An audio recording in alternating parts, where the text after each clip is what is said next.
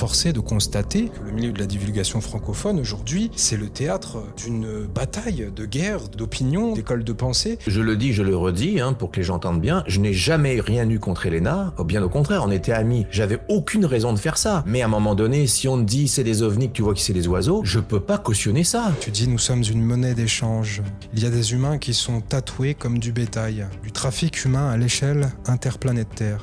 Eh ben oui, dans le pourcentage des gens qui se font enlever, il y a des sacrifices humains, il y a des sectes, il y a des trafics d'organes, il y a des choses avec des fichiers dont on nommera pas le nom mais t'as compris. Et il y a toujours un pourcentage de personnes qu'on ne retrouve jamais. Nous sommes une monnaie d'échange. Dans les années 50-60, quand il y a eu des contacts extraterrestres, ils ont proposé des échanges technologiques en échange d'humains. Les gouvernements ont signé des accords en vendant l'humanité. Tu dis des gens issus de plusieurs générations qui ont des parents et des grands-parents sur Mars. Il y a des infrastructures et des sociétés établies avec un système politique. Il y a des humains qui ne savent même pas que d'autres humains existent sur Terre. Parce qu'ils pensent qu'il y a eu une guerre thermonucléaire globale qui a tout annulé. Donc ils nous maintiennent vraiment de manière artificielle à l'âge de pierre. Et je te dis, il y a des gens qui sont capables de voyager dans le temps. Un morceau d'ambre a 350-400 millions d'années, ok? Retenez bien ça. Il y a 400 millions d'années, on n'était pas là, nous. On est d'accord? Ils ont découvert des morceaux d'ambre, gros comme une bagnole, avec à l'intérieur un ordinateur portable. Ayez l'esprit ouvert. C'est important. Parce qu'avec ce qui se passe maintenant, la divulgation, les ouvertures de dossiers quelconques, quand ça va commencer à sortir que des présidents vont déclassifier des choses, vous allez vous rendre compte que finalement, ce que moi je disais, ou ce que d'autres personnes disaient, on est très loin de la fiction.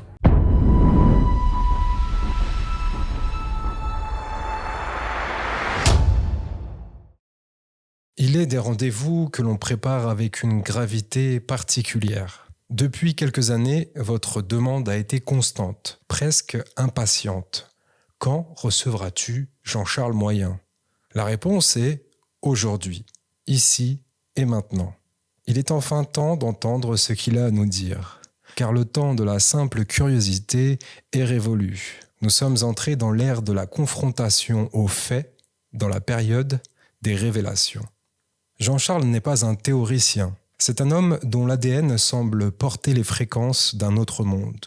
Il aurait été enlevé à 4 ans sous les yeux de ses parents, recruté par des instances qui dépassent nos frontières terrestres. Il est le premier à avoir osé parler des programmes spatiaux secrets il y a près de 40 ans en France, bien avant que le sujet ne devienne une tendance numérique. Mais cette entrevue sera aussi celle de la vérité sans phare, sans strass, sans paillettes. Nous allons aborder les preuves scientifiques issues des tests cérébraux avec Dan Winter, ses souvenirs partagés avec David Rousseau, et nous ne détournerons pas le regard des discordes qui secouent actuellement le milieu de la divulgation francophone. Pourquoi tant de zizanie ? Qui a intérêt à semer la confusion au moment où les arches seraient sur le point de s'activer ? Pourquoi nous retrouvons-nous perdus, nous, spectateurs intrigués et passionnés par ces sujets, au milieu de ce champ de bataille entre différents courants de pensée ufologiques qui semblaient tous se soutenir et se tenir la main initialement dans une ambiance plutôt bon enfant.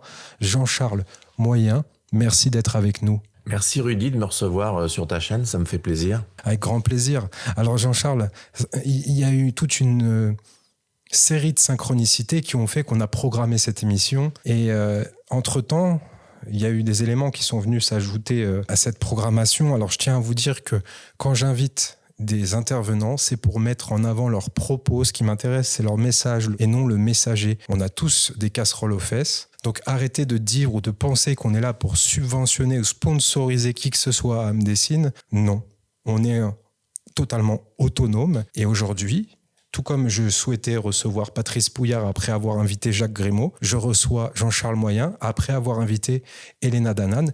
Et Jean-Charles, on va commencer directement pour régler cette histoire, cette polémique, pour ne plus en parler par la suite et s'attarder sur tes travaux, sur ton expérience principalement. Qu'est-ce qui s'est passé en 2024 ? Ah là là. Eh bien, en fait, je faisais partie avec ma femme du GSIC, qui est le Galactic Spiritual Informer, avec Danny Anderson, qui organisait cette grande réunion avec beaucoup de divulgateurs. C'était la 3e fois qu'on participait, et c'était à Denver, précisément à Westminster. Nous étions invité ce soir-là à une espèce de vision nocturne sur un événement qu'avait préparé Elena Danaan par rapport à sa connexion avec Toran et la Fédération Galactique.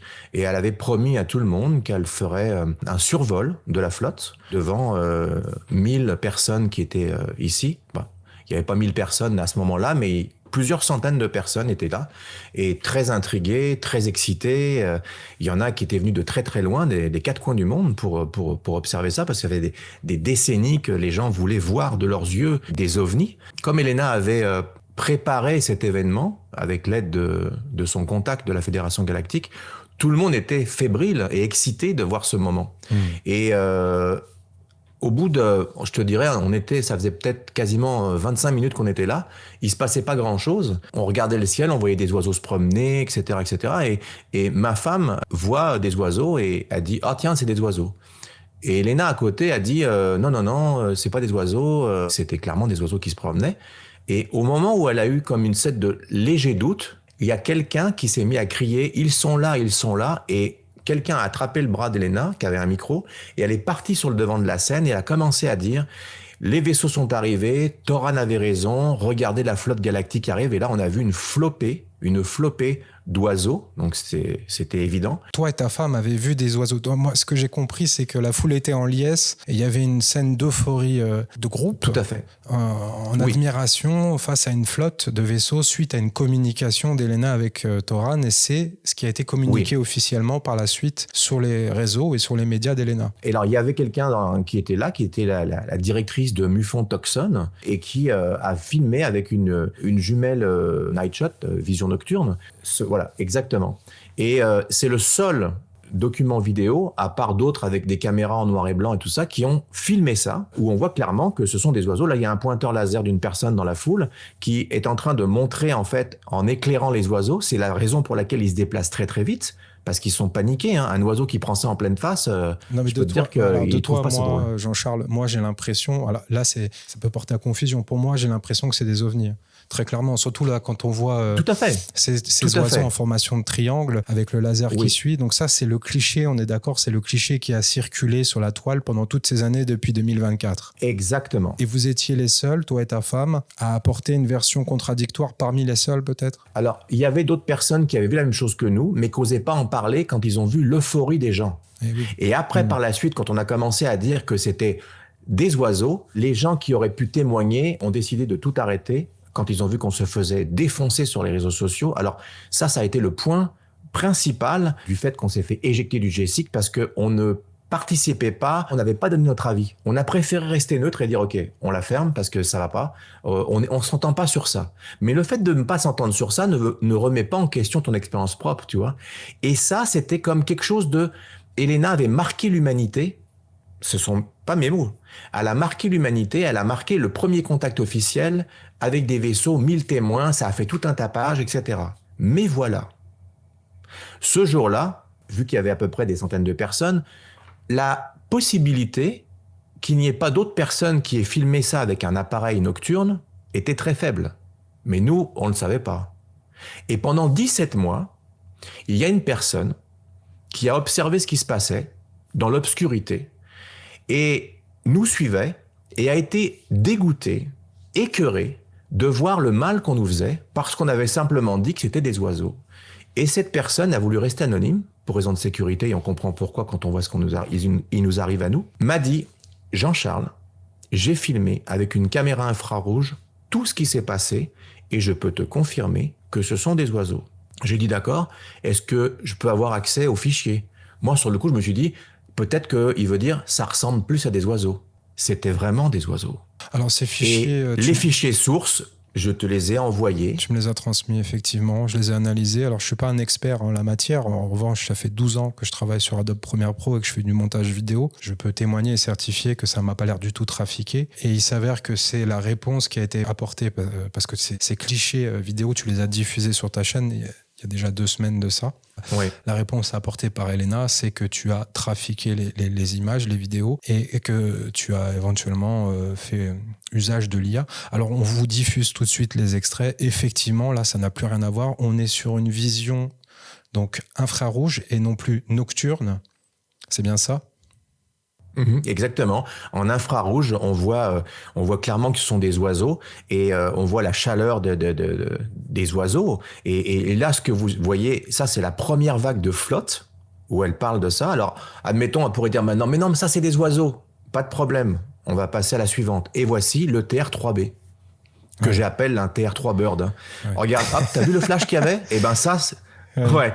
Le flash que tu viens de voir, c'est le flash du laser. Parce qu'en infrarouge, on ne voit pas le trait laser. On voit juste le point d'impact. Oui. Alors qu'en night vision, on voit le trait laser. Et il y a des gens qui ont dit, mais quelqu'un a dit, vous avez déjà vu des oiseaux qui étaient éclairés la nuit et qui répondaient par des flashs lumineux? Exactement, non. Oui, c'est le premier laser. Il y avait 2 lasers en fait, Rudy. Il y a un laser qui a été envoyé sur l'oiseau, donc qui est en panique, et tu vois bien que l'oiseau il bouge indépendamment des 3, alors qu'un TR3B ne devrait pas avoir une lumière qui bouge comme ça. Et à ce moment-là, tu as un autre faisceau laser qui croise l'autre et qui éclaire. Donc, la personne en bas ne voit pas la personne qui diffuse l'autre laser et dit « Oh, il m'a répondu !» Tu vois? Alors, la chose importante qu'il faut quand même préciser aux gens, et ça c'est super important, c'est que je n'ai pas dit qu'il n'y avait pas de vaisseau cette nuit-là. J'ai dit que ce qu'on nous fait passer pour des vaisseaux sont des oiseaux. Mais les gens qui étaient là ont dit « Mais moi je comprends pas, Jean-Charles il ment, j'ai ressenti ça. » Mais oui, vous avez ressenti quelque chose qui était probablement là, et que vous avez vu, mais ce n'est pas la vidéo qu'on nous montre, parce que c'est clairement des oiseaux. Donc votre ressenti à vous, il était bon.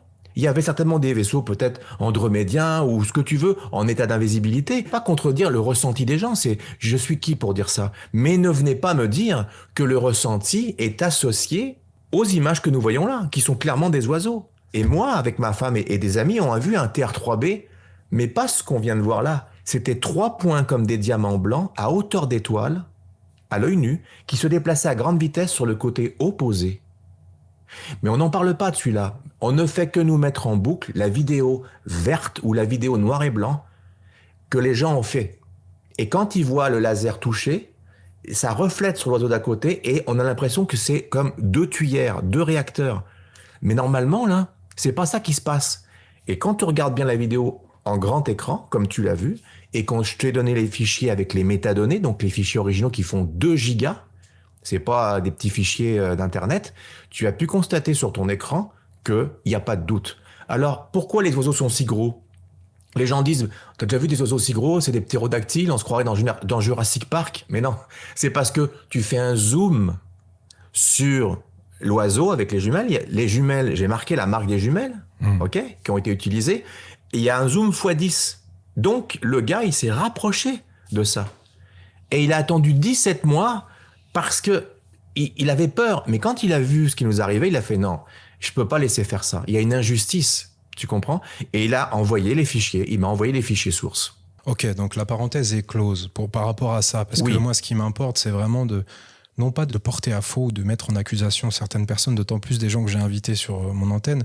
Maintenant, je viens répondre à des mails, parce que j'ai reçu énormément de mails pour t'inviter déjà, pour avoir ta présence sur le média, et des mails aussi qui me mettaient en cause par rapport au fait que je faisais la promotion d'Elena Danaan, d'une personne qui a été malveillante, etc., etc. Alors, il faut que je vous rappelle une chose. Pour moi, Elena a été tout ce qu'il y a de plus respectueuse. J'ai été invité aux rencontres galactiques. Je suis attristé par toute cette scission, toute cette zizanie qui est présente au sein du milieu de la divulgation et de l'ufologie, parce qu'on est sur des sujets sérieux, mais forcé de constater effectivement que le milieu de la divulgation francophone aujourd'hui, c'est le théâtre d'une bataille de guerre, d'opinion, d'écoles de pensée. Est-ce qu'on est face à de l'ego humain ou à une ingérence orchestrée pour décrédibiliser la vérité ?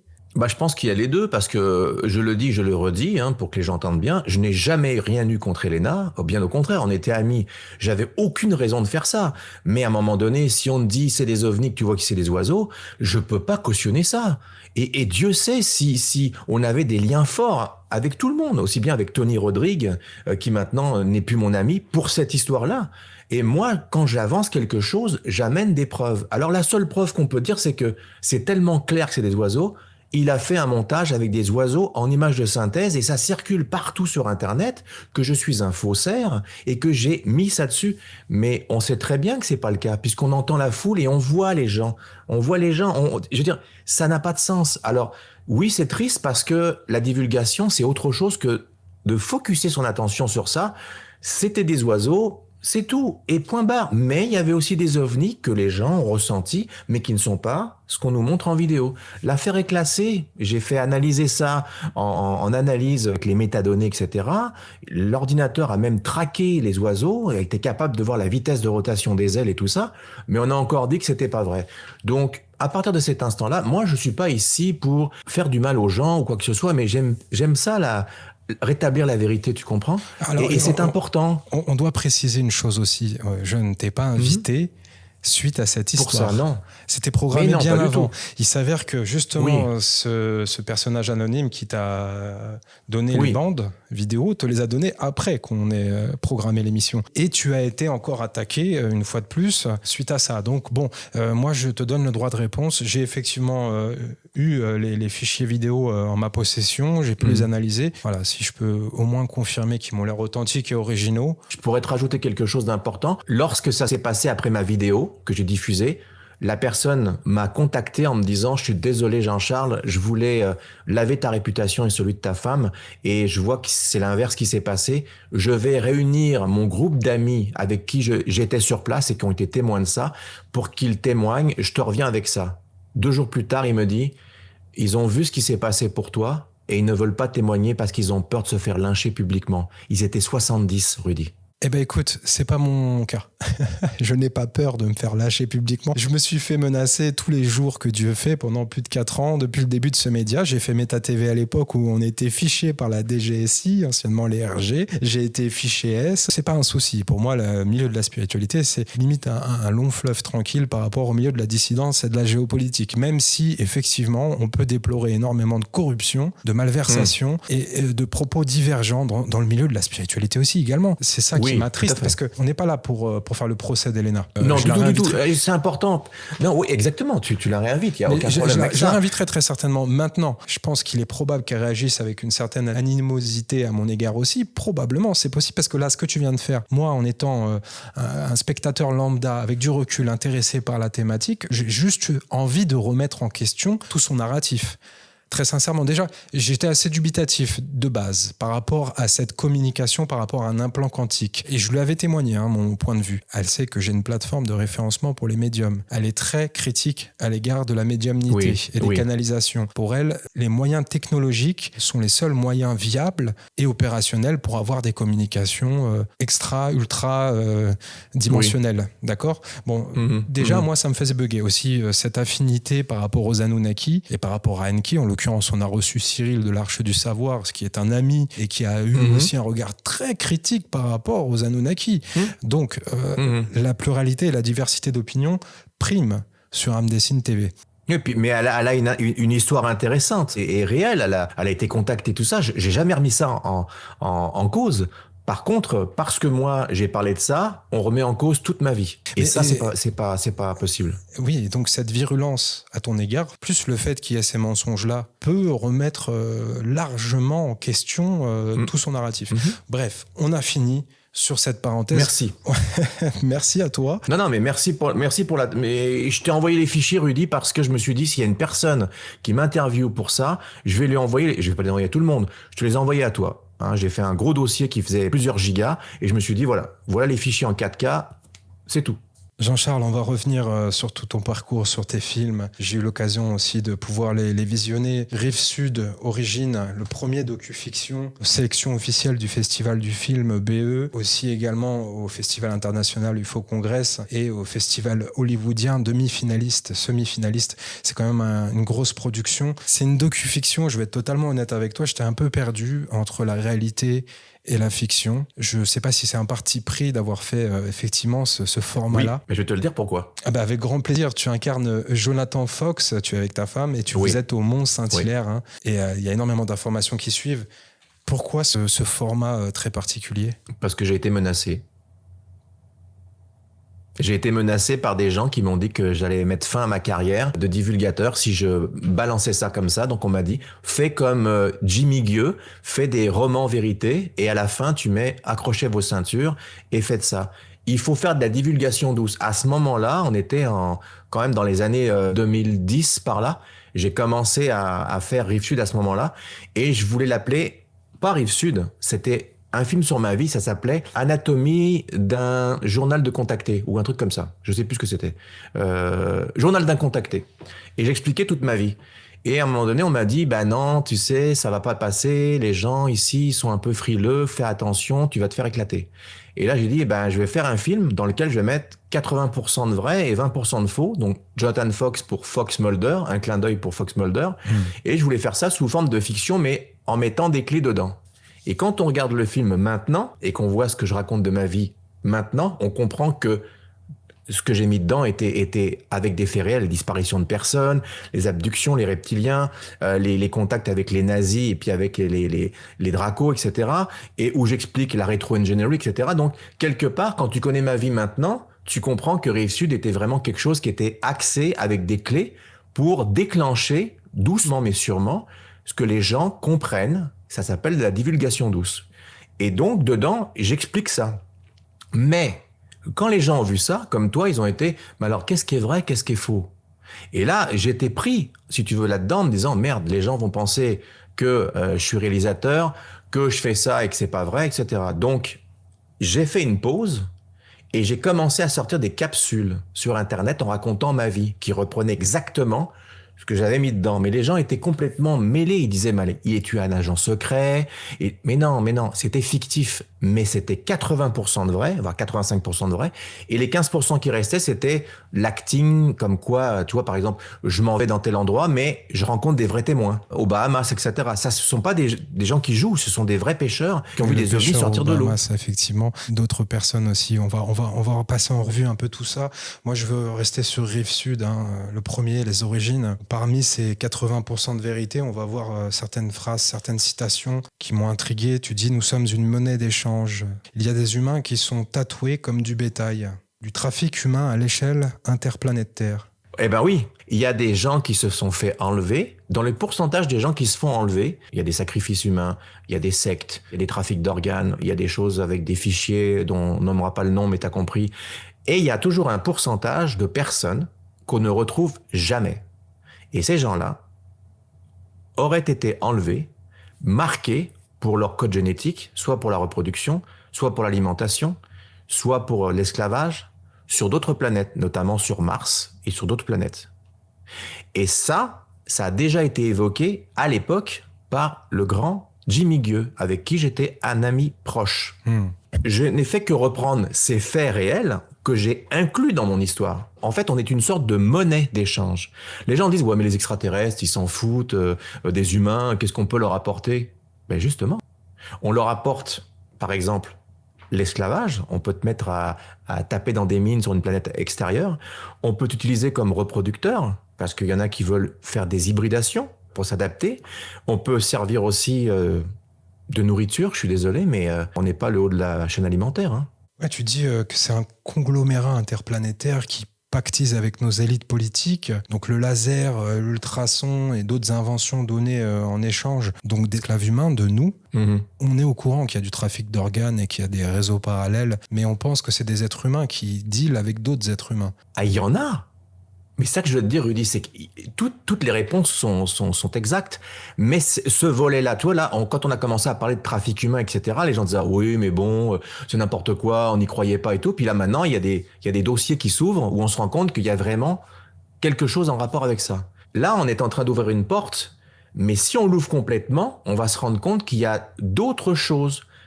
Parce que là, on n'y croyait pas, maintenant on comprend. Mais dès l'instant où les gens vont comprendre que les extraterrestres sont bien réels, qu'il y a des bons et des mauvais, et des humains pareils, eh bien, nous sommes une monnaie d'échange. Dans les années 50-60, quand il y a eu des contacts extraterrestres, ils ont proposé les grands gris, des échanges technologiques en échange d'humains, qui rendraient au bout d'un certain temps. Je sais pas, peut-être 2-3 semaines, et les gouvernements ont signé des accords sans notre accord, en vendant l'humanité. C'est ce qui a toujours été dit par Jimmy Gueux et par d'autres personnes qui ont fait de la divulgation à cette époque-là, il y a 40 ans. Mais le problème, c'est qu'après 48 heures ou 72 heures, ils les ramenaient pas, les humains. Mais tu vas faire quoi? Tu vas te mettre devant le gris en disant, hey, tu me les ramènes? Et sinon quoi? Qu'est-ce que tu vas faire? Il y a eu beaucoup de gens qui ont disparu, qu'on n'a jamais retrouvés. Et il y a des gens qui ont témoigné avoir été enlevés et qui avoir vécu sur Mars pendant un certain temps et qui sont revenus, qui ont été reportés. Mais personne ne les croirait parce que ça paraît tellement hallucinant qu'on s'est dit, lui, on peut le remettre dans la vie actuelle, il va être dans un asile. Et dans les asiles psychiatriques, je vais te le dire, il y a beaucoup de gens qui sont pas fous, hein, qui ont été placés là, médicamentés, sous camisole de force, parce que quand tu en entends, il y a des fous aussi, mais quand tu en entends certains, c'est loin d'être fou ce qu'ils racontent. Comme il y a des années, pour un truc qu'on ne nommera pas, si tu vois ce que je veux dire, qui a duré pendant plus de 2 ans et demi, 3 ans. Des internements abusifs. On nous prenait pour des fous et on se rend compte que maintenant, les fous, ils avaient raison. Autant dire que c'est assez anxiogène. Très, très intéressant, mais il faut s'accrocher en regardant tes films et avoir, les tripes et le cœur bien accrochés. Maintenant, on va revenir sur toutes ces informations évoquées. Tu dis que les reptiliens, les dracos, issus de la constellation du dragon, parce qu'il y a beaucoup de reptiliens différents, sont en contact et ont été en contact avec les nazis, en collaboration avec eux. Ce qui m'intrigue, c'est que c'est avant le cas de Roswell. Et pourtant, c'est vrai que toutes les avancées technologiques sont arrivées à partir de ce moment-là. Alors, tu sais, je vais te dire quelque chose. Quand Jimmy était encore vivant, un jour, il est venu manger à la maison et puis on a discuté de pas mal de choses, notamment sur ce qui m'était arrivé. Et il m'avait dit, Jean-Charles, j'ai lu ton journal personnel, il en avait une copie, et c'est trop tôt pour que tu sortes maintenant, tu vas être en danger. Et il m'avait raconté des choses. À l'époque, il était résistant, Jimmy, pendant la guerre, et il avait entendu une histoire qu'ils avaient envoyé des espions pour savoir ce que faisaient les nazis, tu sais, pour aller voir ce qui bidouillait, une bombe atomique ou n'importe quoi. Et sur un nombre, je sais plus comment ils étaient, peut-être 5-6, il y en a juste un qui est revenu vivant et qui a raconté ce qu'il avait vu. Et ce qu'il a raconté n'avait rien à voir à ce que tu peux imaginer. Il a vu, de ses yeux, des nazis qui discutaient avec d'autres personnes, un reptilien habillé en militaire qui parlait avec eux. C'est hallucinant. Et Jimmy, je l'ai regardé avec des yeux ronds comme ça, il me dit « C'est hallucinant, Jean-Charles ». Je dis « Oui ». Il dit « La personne, c'était un de mes collègues avec qui j'étais résistant ».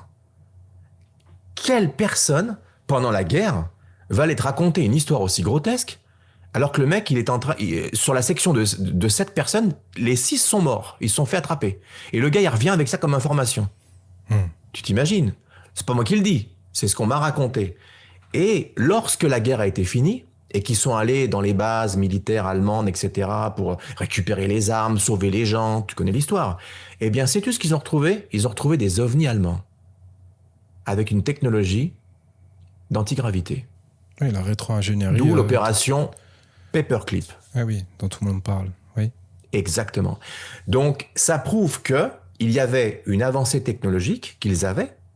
Ok. Et si tu regardes le film qui s'appelle Iron Sky, qui est une parodie avec les Allemands et les extraterrestres, etc., et ils vont sur la Lune et tout ça, il faut savoir qu'il y a soi-disant des informations qui disent que les Allemands étaient sur la Lune en 1929 ou 1934 et qu'ils auraient colonisé Mars dans les années 40.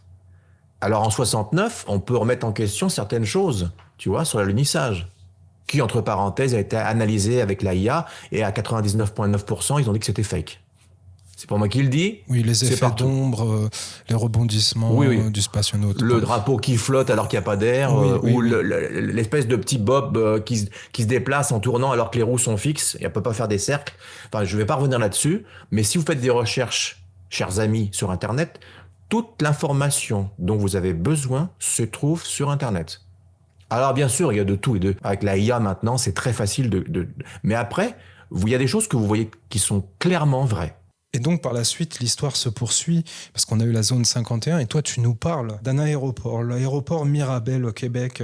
Oui. Qui serait le même espace secret que la zone 51, et il y en aurait plus d'autres aussi, éventuellement, un peu partout sur le globe. Ah bah, il y a pas qu'au Québec. Je veux dire, dans beaucoup de pays, il y a sous les aéroports, comme l'aéroport de Denver, par exemple. Soi-disant, l'Area 52 serait en dessous. Soi-disant. Mais il y a des réseaux souterrains et des galeries immenses avec énormément de kilomètres de trafic ferroviaire secret. Ouais. Je vais te conter une histoire qui a été publique, hein, c'est pas moi qui le dis encore une fois, parce que je veux pas que les gens disent « Ah, il a dit ça !» Non. Dans l'aéroport de Denver, des fois, quand t'attends l'avion, tu peux attendre plusieurs heures et puis tu dors sur un banc et puis t'attends ton avion et puis tu passes la nuit dans l'aéroport. Et une nuit, il y a un gars qui était sur un banc, il y avait plus personne dans l'aéroport, il avait pas le choix de rester là. Il voit la porte s'ouvrir, tu sais, marqué sécurité où t'as pas le droit de rentrer, c'est pour les employés. Il voit un gars qui sort, mais avec une tête de reptile. Le gars, traumatisé, il en fait part autour de lui et il appelle les journaux. Et il dit, voilà ce que j'ai vu, je suis pas fou, il y avait quelqu'un de reptilien, j'ai ouvert les yeux, je l'ai vu, il m'a vu, puis il a fait demi-tour, il est rentré dans le truc. Retiens bien ça. Le lendemain ou le surlendemain, une équipe de télévision vient faire un reportage sur place. Tu sais ce qu'ils ont fait, les employés de l'aéroport? Ils se sont déguisés avec des masques de reptiles pour se foutre de la gueule des reporters. Allez, faites ça, comme ça va noyer le poisson. Avec le balai, les hommes de ménage, ils avaient tous mis des masques. Il y a l'attaque ad Hitlerum, l'attaque ad hominem par défaut, que nos élites, que nos gouvernants sortent. Bon, les gilets jaunes étaient des fachos, ceux qui veulent sortir de l'Union européenne sont des fachos, bon voilà. Et il y a aussi cet anathème qu'on se jette assez largement par rapport aux reptiliens. J'étais dans le milieu de la réinformation et effectivement, c'était un petit peu un argument pris à chaque fois pour dire, bon, ils mélangent un peu tout, ils font du confusionnisme parce qu'ils parlent aussi des reptiliens, donc ils sont discrédités d'emblée. Et pourtant, est-ce que ce que je disais, est-ce que c'est pas la cause des causes? Est-ce que le programme politique de demain ne devrait pas prendre en compte cette réalité exogène? Le problème, c'est que ça crée un mouvement de panique. Parce que si demain matin, tu dis aux gens, est-ce que tu crois aux extraterrestres? Les gens vont te dire, oui, on n'est pas les seuls dans l'univers. Ça, c'est le premier step. Après, tu dis, est-ce que tu penses qu'ils nous ont visités? Oui, pourquoi pas? Dans l'humanité, il y a des traces d'intelligence extérieure qui est venue donner un coup de main pour faire les pyramides ou ce que tu veux. Si après, tu leur dis, ils vivent parmi nous. Là, attention, là, tu commences à toucher une corde sensible. Si tu dis qu'ils vivent parmi nous et que je les vois pas, ça veut dire que c'est anxiogène, c'est inquiétant. Ils ont notre apparence, ils passent devant nous, ils sont au nez à la barbe des gens. Là, tu commences à flipper. Oui. Et si après on te dit, ils sont comme ça avec les gouvernements, là, tu viens de créer un vent de panique et donc c'est pas le but. Donc, qu'est-ce qu'on fait? On dit, non, il y a des gens qui se font enlever, on les croit pas, il y a des gens qui ont des contacts, on les croit pas. Ça reste du domaine du fantasme, rien n'est prouvé, mais oui, il y a des choses prouvées, il y a des gens qui viennent avec des traces, des implants, des choses comme ça. Mais qu'est-ce qu'on fait? On passe ça sous silence, comme dans X-Files, l'homme à la cigarette. Il prend l'implant, il le met dans un grand entrepôt, comme Indiana Jones avec l'Arche d'Alliance, et il pose ça parmi des centaines de petits implants qu'ils ont prélevés. Donc on sait que les gouvernements en général ne veulent pas reconnaître que, nous ne sommes pas seuls, parce que la suite, il y a une suite. On n'est pas seul, c'est correct de le dire. Mais dire qu'on est en accord avec eux depuis 50 ans, 60 ans, et qu'on a des technologies qui dépassent l'entendement humain, qu'on est capable avec des TR-3B, il y a l'officiel et l'officieux. L'officieux, c'est celui qui fait le tour de la Terre en 15 minutes, et qui peut être extraterrestre, on va dire, parce qu'il a une technologie extranéenne. C'est-à-dire qu'il y a de la rétro-ingénierie là-dedans, et on va pas le dire, parce qu'on peut aller sur la Lune en 5 minutes.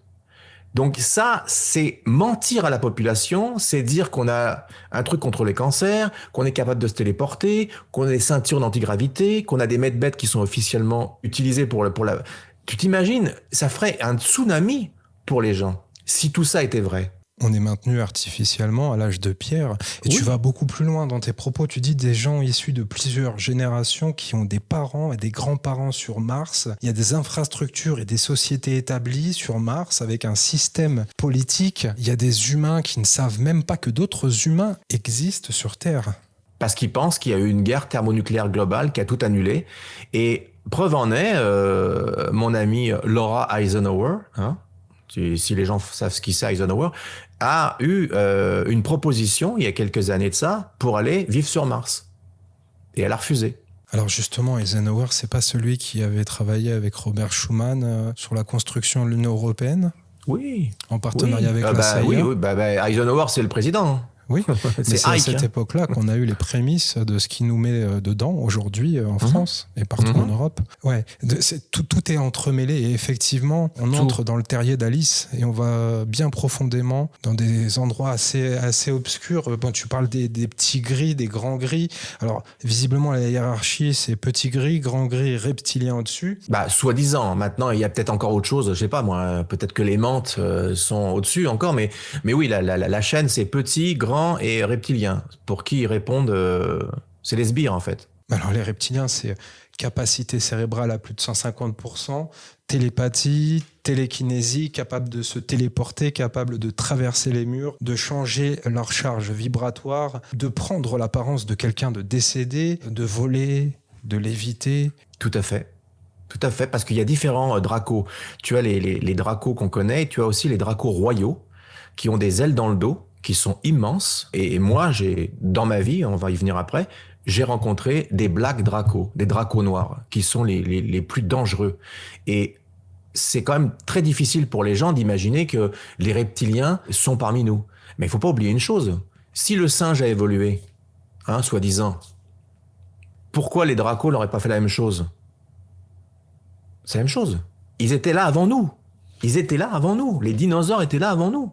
Mais ils ont disparu, c'est ce qu'on nous apprend à l'école. Ils ont disparu, ce qu'on nous apprend à l'école, ils ont disparu ou ils sont allés au centre de la Terre se réfugier ? Oui, alors là, justement, il y a des forces évolutives aussi au centre de la Terre. Visiblement, ce seraient des dracos, enfin, tout au moins des reptiliens positifs. Il y a de tout. Il y a des continents à l'intérieur de la Terre, qu'on appelle l'Agartha. Il y a différents continents. Il y a encore des gens à l'intérieur de la Terre qui ont déjà communiqué avec ceux de la surface. Et il y a des radioamateurs qui ont déjà entendu des signaux qui venaient du milieu de la Terre et qui n'étaient pas censés venir de la... Tout ce que je te dis, tu peux le trouver sur Internet. Alors après, les gens vont dire, bah oui, mais qui nous prouve que c'est vrai ? Bah oui, mais qui nous prouve que c'est faux ? On vous invite à aller regarder le film dont on vous parle depuis tout à l'heure. On est toujours sur Rive-Sud Origine. À un moment, tu vas aux Bahamas, sur place, et tu nous montres un escalier assez particulier, une sorte d'accès à la terre creuse, à l'Agartha, avec des insignes, des pictogrammes anciens. Si tu veux, quand j'étais là-bas, j'étais parti avec Mélanie, avec ma femme, pour aller se reposer avec des amis. C'était quelque chose de très énergétique, très spirituel, pour se reconnecter à l'océan et tout ça. Et j'en ai profité pendant ce voyage pour aller filmer des choses aux Bahamas pour mon film. C'était prévu comme ça. Et il y a un pêcheur qui m'a approché, qui a vu la caméra et qui m'a dit que vous faites quoi ? Je dis, je tourne un film. Forcément, une question en appelle une autre. Un film sur quoi ? Et là, je lui dis, sur les extraterrestres. Et le gars me dit, en anglais, j'en ai vu. Et là, je lui dis, vous voulez témoigner ? Il dit, je sais pas, je vais réfléchir. Il s'en va, puis il revient, puis il me dit, c'est bon, j'ai réfléchi. Très rapide quand même, le gars. Il me dit, je peux vous emmener à un endroit, j'ai un bateau et tout et tout. Et le gars nous explique ce qui s'est passé. Et il nous dit, et je lui dis pas plus que ça, sur les extraterrestres, J'ai rien dit d'autre. Et le gars, il me dit, vous connaissez l'Agartha et tout. Et là, il m'emmène dans des endroits avec des escaliers qui rentrent dans le sol. Il n'y a pas de maison, il n'y a personne, il n'y a rien. Et il m'explique qu'on est capable de marcher sous l'île debout et qu'il a déjà vu des reptiliens aquatiques plongés dans des lagons à côté. Le gars, là, tu vois bien qu'il n'est pas en train de raconter des conneries, là. Les gens ont toujours pensé que c'était des acteurs, mais c'est pas des acteurs. Ce sont des gens qui ont vécu ça. Ils ont vu des ovnis géants sortir de l'eau, des objets aquatiques non identifiés, gros comme un stade olympique, sortir de l'eau. Et le lendemain, il y avait des avions de la Air Force qui sont venus sur l'île. Le gars habitait une cabane face à l'océan. Tout ce qui est toute cette partie-là, est vrai, Il y a ce pêcheur, le témoignage de ce pêcheur aussi aux Bahamas, mais après on pourrait non pas l'expliquer, mais en tout cas créer un lien de cause à effet avec cette proximité avec le triangle des Bermudes. Tu m'enlèves le mot de la bouche. Bien sûr, évidemment. Évidemment, le triangle des Bermudes. Pourquoi il y avait des avions ou des trucs comme ça qui disparaissaient ? On n'a jamais pensé que ça pouvait être justement quelque chose qui a un rapport avec une base extraterrestre à l'intérieur du triangle des Bermudes. Tout se rejoint. Et si ce n'était pas vrai, il n'y aurait eu aucune armée qui serait venue le lendemain pour essayer de regarder ce qui se passait, interroger les gens, etc., etc. Et ce gars-là aimait ça la nuit, aller pêcher. Je ne sais pas si c'est très légal, mais bon. Il est dans la nuit noire avec son sonar. Imagine, il est en pleine nuit, le gars. C'est assez flippant. Dans le triangle des Bermudes, il va avec sa petite chaloupe. Et d'un coup, il voit l'océan s'éclairer en pleine nuit. T'imagines, le pêcheur. Et là, il voit un engin immense qui sort de l'eau devant lui. Eux, ils sont sortis tranquilles. Ils se sont dit, il n'y a pas un Pékin en ce moment en pleine nuit. Et lui, il a vu ça. Et quand il nous l'a conté, c'était... Nous, on était là avec Mélanie, on était hyper émus, on s'est dit quel privilège on a d'avoir un témoin de première main qui nous raconte ça, plus l'autre à côté, Chouba, qui était là, qui nous a raconté ce qui s'est passé aussi. Là-bas, les ovnis, pour eux, là, c'est pas une légende urbaine, c'est... Oui, on a vu des ovnis, ok, et après ? Énormément aussi d'objets aquatiques non identifiés, effectivement, qui semblent sortir de l'eau et aller en direction des nuages qui sont, somme toute, parfois assez étranges, qui ont des formes de vaisseaux mers. Tout à fait. C'est particulier, alors on vous renvoie vers la multitude de films que tu as pu faire jusqu'ici. Il y a Rive Sud, Origine 1, Rive Sud, Origine 2 en 2023, Révélation Starseed 1 en 2021, le 2 qui a suivi en 2022, donc c'est une trilogie parce qu'on a eu le 3 récemment en 2025 par rapport au Japon, et aussi un documentaire, Les Archives perdues. Alors moi je voudrais revenir sur Origine 2, ta rencontre avec Michael Salla qui a eu des problèmes de santé visiblement ces derniers temps. Oui, mon ami Michael, oui, il est en attente d'avoir son cœur en meilleure santé pour pouvoir avoir son opération, parce que tant que son cœur n'est pas fort, ils ne peuvent pas l'opérer. C'est une bactérie qu'il avait attrapée il y a 1 an et qui en fait a détruit une valve, je pense que c'est la mitarde ou un truc comme ça, à côté du cœur, et qui ne lui permet pas de pouvoir se régénérer, problème pour dormir, etc. Donc, je veux pas aller là-dedans plus que ça parce que c'est personnel, mais il en a fait un post en expliquant que il était pas dans une super forme, on va dire, et que il doit attendre une couple de semaines, qu'il se fortifie pour pouvoir avoir les forces nécessaires pour subir une opération. Michael Salla, je l'ai rencontré il y a plusieurs années. Il a vu Rive Sud 1, il a été complètement subjugué par mon histoire. Il m'a demandé ce qui était vrai et faux, je lui ai expliqué, il a compris. Et je lui ai dit, je voudrais faire un deuxième Rive Sud, la suite, parce que ça se finit en crossover par rapport au personnage fictif, Oui. qui est moi, qui se fait attraper. Et je lui ai demandé, mais vraiment comme ça, je lui ai dit, j'aimerais ça que vous jouiez dedans. Et il m'a dit, c'est avec un grand honneur que j'accepte. Et nous voilà partis à Hawaï, retrouver Michael Salla. Mais... un truc de dingue. Et là, il a joué le rôle de la personne qui m'informait secrètement, un peu comme Mulder avec le gars qui venait lui donner les informations qui étaient cachées. Donc c'est pour ça que j'ai fait vraiment une similitude avec X-Files pour pouvoir placer, tu vois, des clés à l'intérieur de mon film. Et à la fin de Rive Sud 2, dans le générique, un peu comme dans les Avengers, il faut rester jusqu'au générique.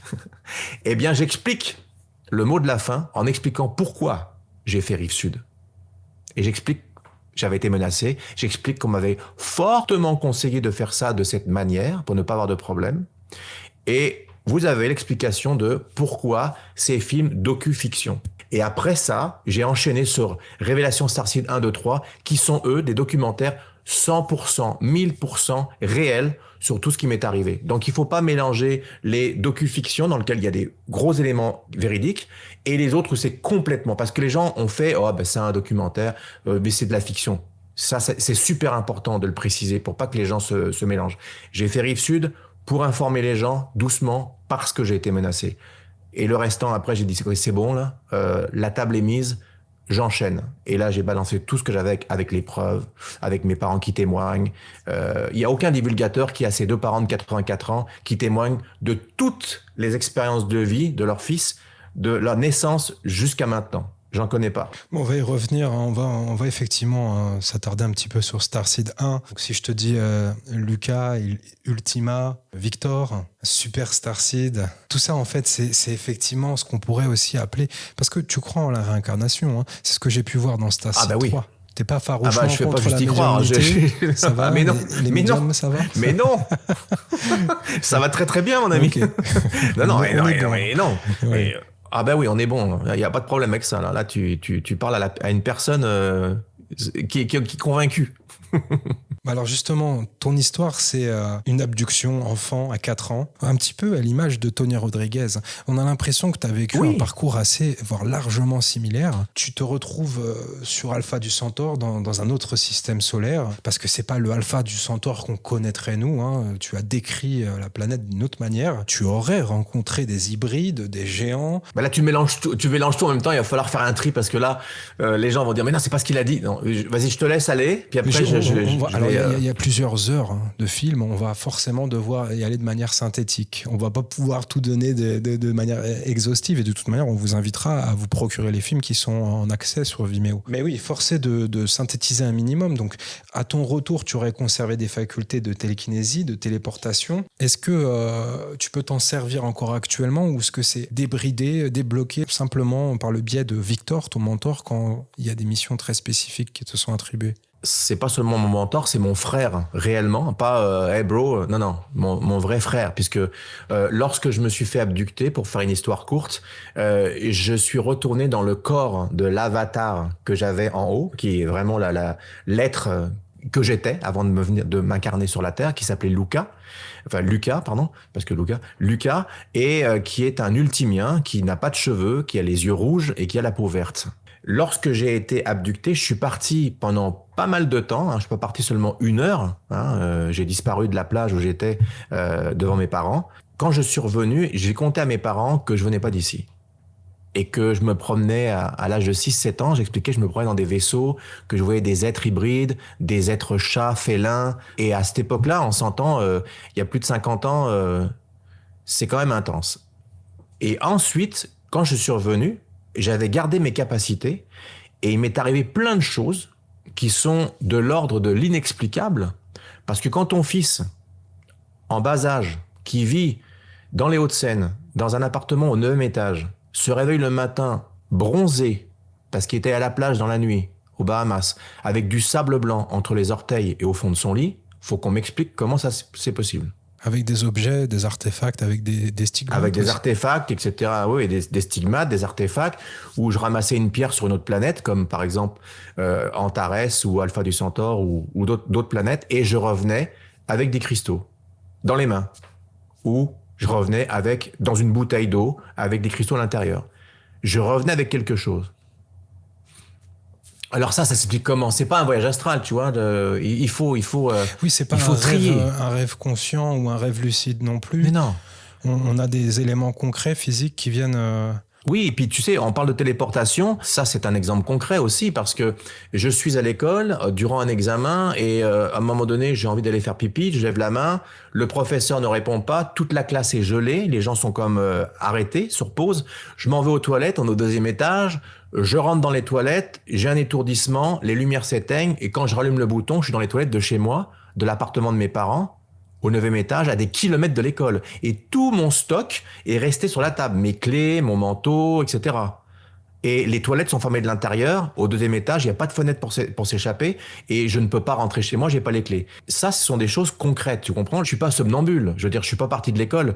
Les toilettes étaient fermées de l'intérieur, ils ont appelé un serrurier, donc le gardien, qui a débarré la porte. Et puis ils ont vu que j'étais pas dedans. Qu'est-ce qui s'est passé? C'est physique. J'ai vraiment eu un déplacement physique, tu vois. On parle de téléportation. Oui. Au-delà de ça, tu as aussi des capacités en soins énergétiques? Ah oui. Alors quand je suis revenu et quand j'étais enfant, dès qu'un animal était malade ou un être humain ou ma grand-mère ou mon grand-père, dès que je posais mes mains, ils sentaient une grosse chaleur et d'un seul coup, ils étaient rétablis. Parce que quand tu dis guérir, attention, l'ordre des médecins, donc ils étaient rétablis. Oui, voilà. Et beaucoup de personnes ont eu affaire à mes soins, on va dire.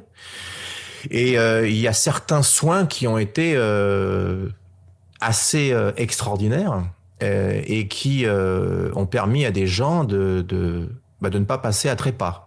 Ouais, alors disons les choses, disons les termes. Encore une fois, je vais pouvoir vérifier tes propos, tout au moins les confirmer, parce que j'étais un petit peu interloqué par ce que tu m'as dit. Visiblement, Elena Danaan, pendant notre interview et pendant notre rencontre, nous a témoigné d'un fait qu'on vous passe tout de suite. Oui. J'ai reçu des rayons d'énergie dirigée plusieurs fois. C'est terrifiant. Ce qui m'a sauvé la vie à chaque fois, c'est que j'ai un bouclier protecteur. Une fois, ça m'a tellement assommée, j'ai passé 20 minutes dans un champ sans connaissance. J'ai été rapatriée en haut, ils m'ont mis dans un lit médical, ils m'ont soignée. Il y a une fois aussi, j'ai eu ils ont visé, là cette fois-ci, ils ont visé ma vésicule biliaire.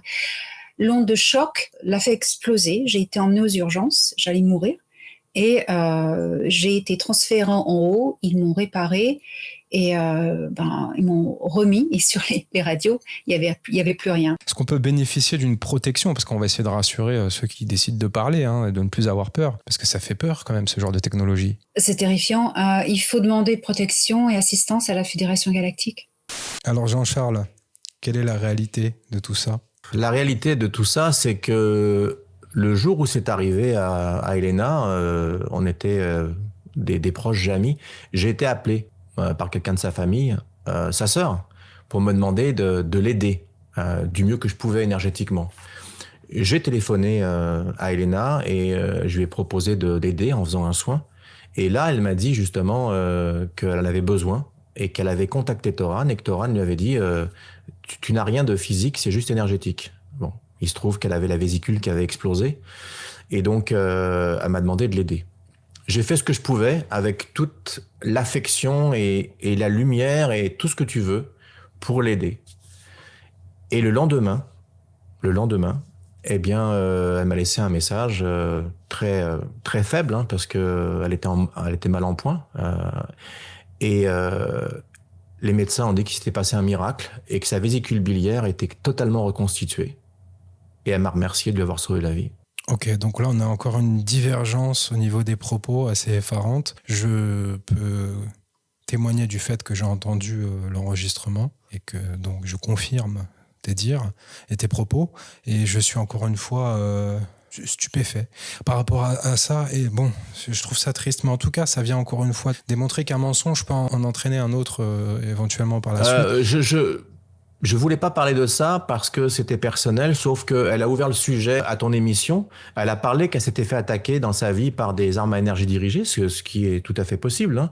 Et lorsqu'elle a dit, il y a une fois où on m'a visé la vésicule biliaire qui a explosé, hein, ce sont vraiment ces termes, et qu'elle a été rapatriée en haut pour être mise dans un medbed et être sauvée. Je suis désolé, mais ça passe pas, ça. C'est pas possible. Quand tu fais appel à quelqu'un pour t'aider, très humblement parlant, tu peux pas après demander de l'aide à quelqu'un et après changer l'histoire. Parce que là, on est carrément dans un changement, mais c'est même plus un changement, c'est du délire. C'est du délire. Et encore une fois, comme pour les oiseaux, ce que je dis, je peux le prouver. Et ça me fait de la peine d'entendre ce genre d'histoire après. Pourquoi on veut pas... Alors, c'est pas une question de se péter les bretelles et dire « Oui, Jean-Charles, il veut absolument qu'on sache que c'est lui qui lui a sauvé la vie. » C'est pas ça. C'est qu'encore une fois, il ne faut pas tout mélanger. Si tu fais appel à quelqu'un pour... c'est pas que je l'ai aidé à aller mieux. On n'est pas là-dedans.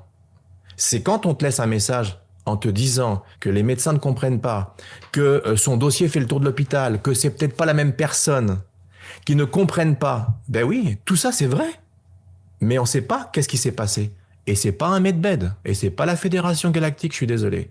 C'est le juste retour des choses. Moi, je vois ça comme une réponse karmique, quelque part, à se plaigner de ce qu'on appelle en anglais assassination character. Donc, une campagne de dénigrement pour tuer, pour cancel une personne publique. C'est exactement ce qui t'arrive à toi et à ta femme depuis plusieurs années, désormais. Ouais. Et c'est le juste retour des choses, de pouvoir te donner la parole et que tu puisses t'exprimer. Tu le fais déjà très bien sur ta chaîne YouTube, mais si on peut toucher une plus large audience, voilà, moi, je prends pas parti. J'ai écouté, j'ai eu les faits entre mes mains, j'ai eu les enregistrements, j'ai eu notamment les bandes vidéo et effectivement, c'était encore le dernier point assez fâcheux que je voulais aborder avec toi. Alors, des similitudes avec d'autres personnages dans le milieu de la divulgation, tu en as eu, notamment avec David Rousseau. Cette fois-ci, c'est plus positif.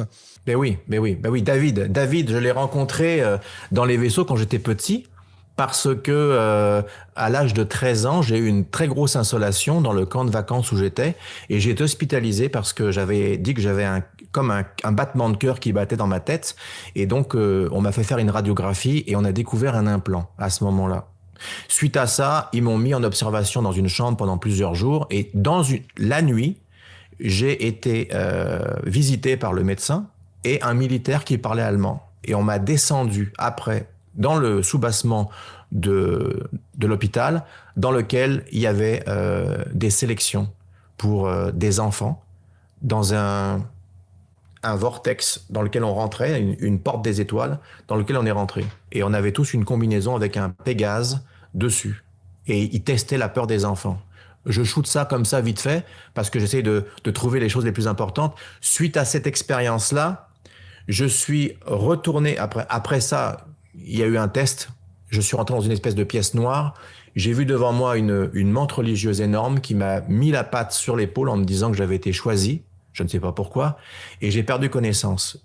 Suite à ça, je me suis réveillé dans mon lit d'hôpital et j'ai perdu connaissance et quand j'ai été réveillé par un coup de klaxon, j'étais dans l'autobus qui me ramenait au centre de camp où j'étais, la colonie de vacances où j'étais. Et j'ai raconté ça à mes petits amis, je me suis fait foutre de moi, on m'a traité de mutant, on m'a traité de monstre. J'étais très triste, je suis passé par la fenêtre du chalet en pleine nuit, je suis parti.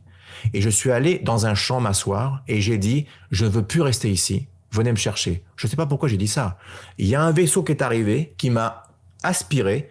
Et là, devant moi, il y avait le fameux Victor, avec la peau verte et les yeux rouges, qui m'a dit « Bienvenue à bord du Solaris ». J'ai une femme blonde qui est arrivée dans le couloir avec des yeux bleus, qui m'a dit s'appeler Maria.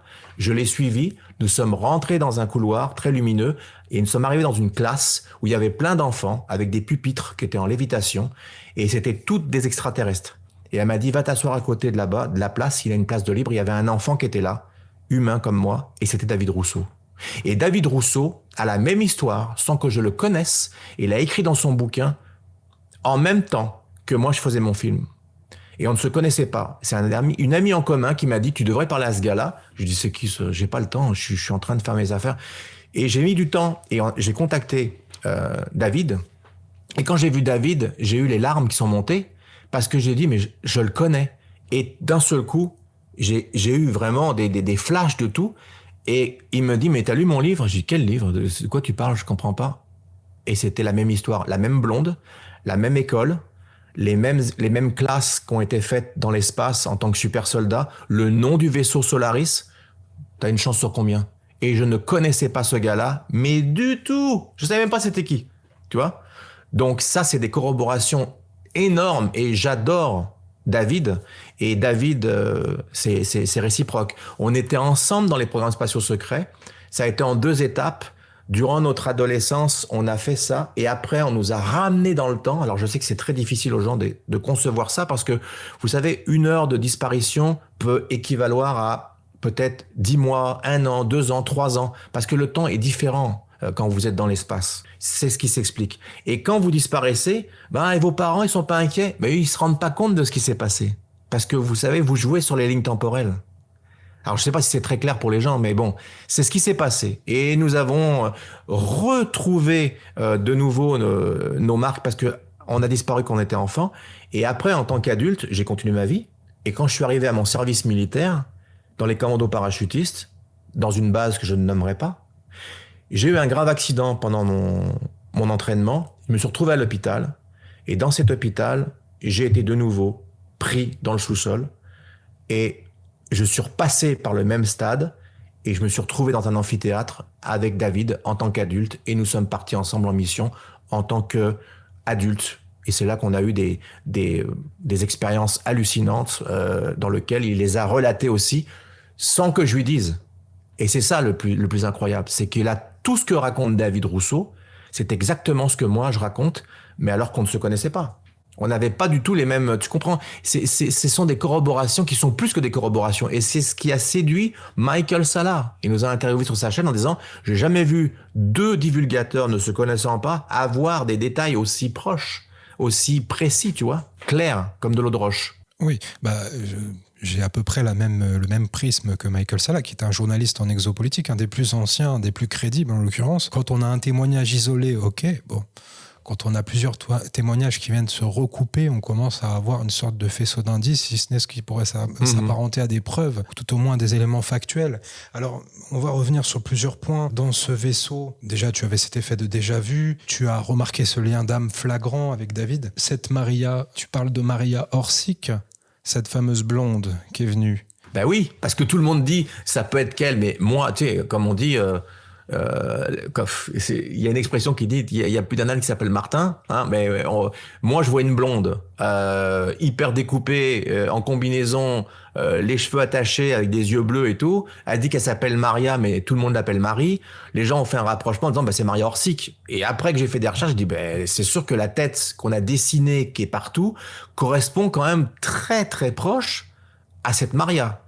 Mais Maria Orsic, il faut quand même savoir que elle a changé plus ou moins de camp à l'époque parce qu'elle était sollicitée par le mauvais côté et elle s'est rendue compte de ce qui se passait. Elle aurait fait en fait une espèce de flotte parallèle et elle a foutu le camp à l'autre bout de la galaxie avec cette flotte-là.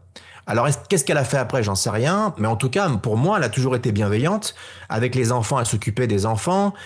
C'était quelque chose d'assez extraordinaire. Donc, moi, j'ai pas senti d'anémosité avec elle. Mon programme spatial secret avec David a toujours été très positif, contrairement à Tony Roderick, qui, lui, s'est fait bardassé dans tous les sens et a eu des sévices corporels, je veux dire, la flotte noire, etc.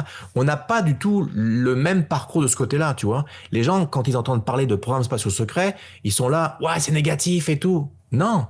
Il existe du positif, il existe du négatif. Ça a toujours été. Les reptiliens, c'est pareil. Il y a des bons reptiliens et il y a des mauvais reptiliens. Et on parle pas des dracos, là. Tu comprends? Donc, il faut vraiment faire un tri. C'est super important. Après, le scepticisme, il faut nous comprendre aussi, Jean-Charles. Le scepticisme provient principalement de ce folklore cinématographique qui nous est instillé depuis notre plus tendre enfance avec une multitude de films. Moi, quand tu me parles du vaisseau Solaris, ça me fait penser au film Solaris, réalisé par James Cameron avec George Clooney. Tous ces liens étroits entre la fiction et la réalité de certains témoignages peuvent venir biaiser notre vision d'un certain réalisme, encore une fois, du côté factuel des éléments que certains lanceurs d'alerte comme toi peuvent venir nous apporter. Et encore, la même question, est-ce qu'ils produisent tous ces films pour venir noyer tous les sujets assez compliqués, pour les empêcher d'aller au-delà, au niveau des consciences? Alors, oui, il y a des gens qui sont, comment on appelle ça, suspicieux, en disant, oui, il est réalisateur de films, il a fait ça comme ça pour se mousser, etc. Et il y en a qui ont dit même, j'avais copié sur l'histoire de Tony Rodriguez, sur l'histoire de Randy Kramer ou Corey Goode, etc. Sauf que je comprends ces gens-là, parce que ils ont étudié le sujet. Le premier, c'est Corey Goode. Et non, désolé de les décevoir, mais j'ai retrouvé dans mes cartons, d'où mon documentaire sur les archives perdues, une cassette audio.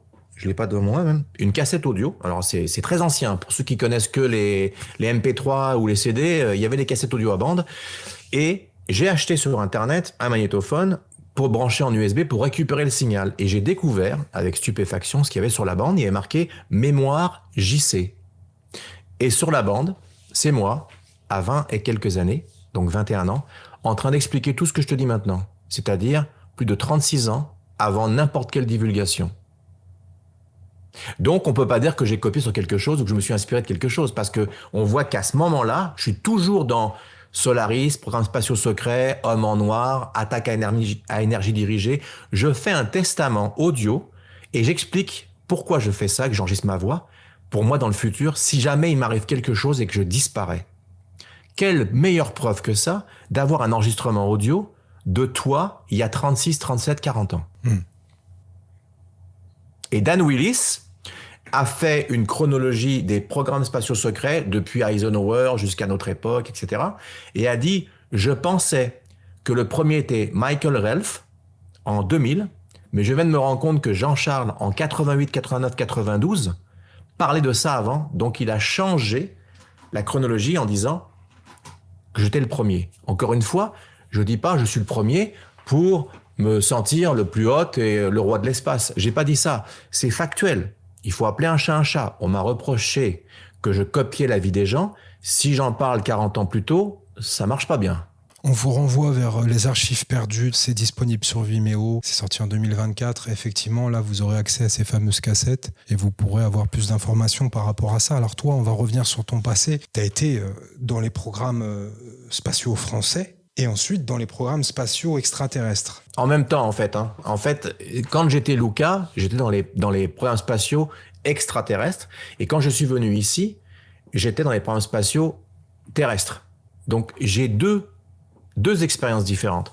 Et quand j'ai été recruté par les programmes spatiaux français et américains, parce qu'il y a un accord qui a été fait entre les deux, il ne faut pas oublier que les Américains et les Français ont toujours été très amis. Et pendant la guerre, il y a des bases qui ont été construites en France avec les Américains, un peu partout.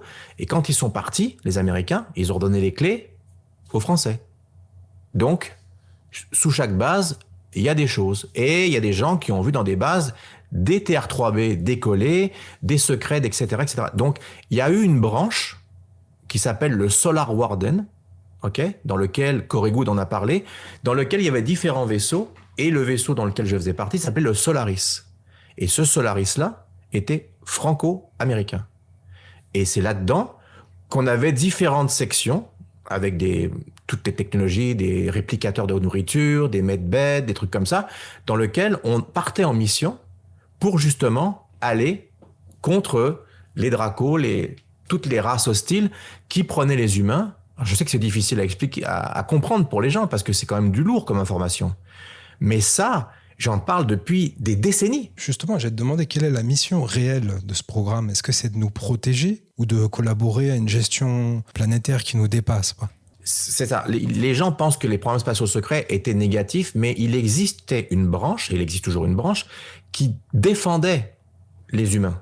Parce que certaines personnes qui étaient dans les programmes spatiaux secrets avaient des aptitudes différentes par rapport à leur ADN, par rapport à leurs ondes gamma, qui permettaient d'avoir justement cette particularité de faire partie d'une équipe tactique qui défendait la Terre et d'autres planètes. On allait chercher des gens qu'on libérait. Et moi et David, on faisait partie de cette équipe. Alors comment tu pourrais différencier un enlevé classique, un abducté, d'une recrue des programmes spatiaux secrets? Je peux pas. D'ailleurs, qui je suis pour faire une différence? J'en ai aucune idée. Moi, c'est ce qui m'est arrivé, c'est mon expérience, l'expérience de David, l'expérience de Tony. Mais tu vois bien que Tony, c'est pas du tout la même chose. Lui, ça a été intense ce qu'il a vécu, tu vois. Ça a été intense. Et le truc, c'est que la différence parce que le mot abducté, c'est violent. Abduction, c'est enlèvement. Alors les gens sont là, ouais, tu t'es fait abducter. Vous jouez sur les mots. Alors, contacter, mais moi, quand on m'a pris avec amour, on m'a pris sans aucune violence. Je veux dire, excuse-moi, je vais reprendre le témoignage de Tony Rodriguez qui est passé sur notre antenne. Oui. C'est une sorte de love bombing, je suis désolé, c'est de la manipulation. On vient enfreindre le libre arbitre des personnes qui sont enlevées, qui sont extirpés de leur milieu naturel ou de leur habitat pour aller faire des expériences quelconques ou des fois des missions. Alors moi, c'est pas le cas pour moi. Moi, j'étais déjà incarné en tant que Luca ici pour ma mission terrestre. Donc le fait de me faire participer à ça n'était simplement qu'une continuité de ce que je faisais avant de venir ici. Oui. Donc je suis toujours un cas. Enfin, c'est toujours très très délicat de dire ça, mais je suis un cas à part. Dans le sens que j'ai été béni, entre guillemets, de faire partie du bon groupe, tu vois, du bon groupe de personnes. Mais les autres personnes que j'entends, c'est une catastrophe. C'est traumatisant. Moi, j'ai aucun traumatisme. J'ai aidé du monde, j'avais des amis extraterrestres, des amis reptiliens, des amis gris. Je sais que c'est intense ce que je vous dis, mais je vous le balance quand même. Et j'avais des accointances avec une menthe religieuse, je visitais des planètes différentes, etc. et tout, comme si j'étais avec un groupe d'amis. Mais j'ai jamais eu d'hostilité avec personne. Et j'ai fait les choses que j'ai faites, mais dans le bon sens, pour le bien. Ce qui n'est pas le cas des autres. Ils ont été utilisés. Moi, j'acceptais. On me disait ça, je disais oui. J'aurais pu refuser. David aussi. Mais on n'a pas été pris contre notre gré. Il y avait une sorte d'accord qui était peut-être énergétique, mais j'ai jamais eu peur de quoi que ce soit. Je me sentais en confiance. Jamais été comme torturé. Manipulé peut-être. Torturé. En aucun cas. Manipulé. Ouais. Si à un moment donné, ouais, j'ai eu quelque chose. J'ai été au mauvais endroit au bon moment, au mauvais moment, pardon. Je me suis fait choper et on m'a envoyé de l'électricité. Ça par contre, je m'en souviens. Mais ça n'a pas duré longtemps. Parce que j'ai réussi à m'extirper de cette situation. Alors ton cerveau, il a révélé des ondes gamma dépassant les échelles de mesure lors de tests avec Dan Winter, que j'avais pu voir en conférence lors des rencontres galactiques 2025. Est-ce que c'est le signe que ton ADN a été modifié ou simplement activé peut-être par tes contacts? Alors déjà, lorsque j'étais enfant et que j'étais malade, ma température était à 47. T'es mort avant, hein?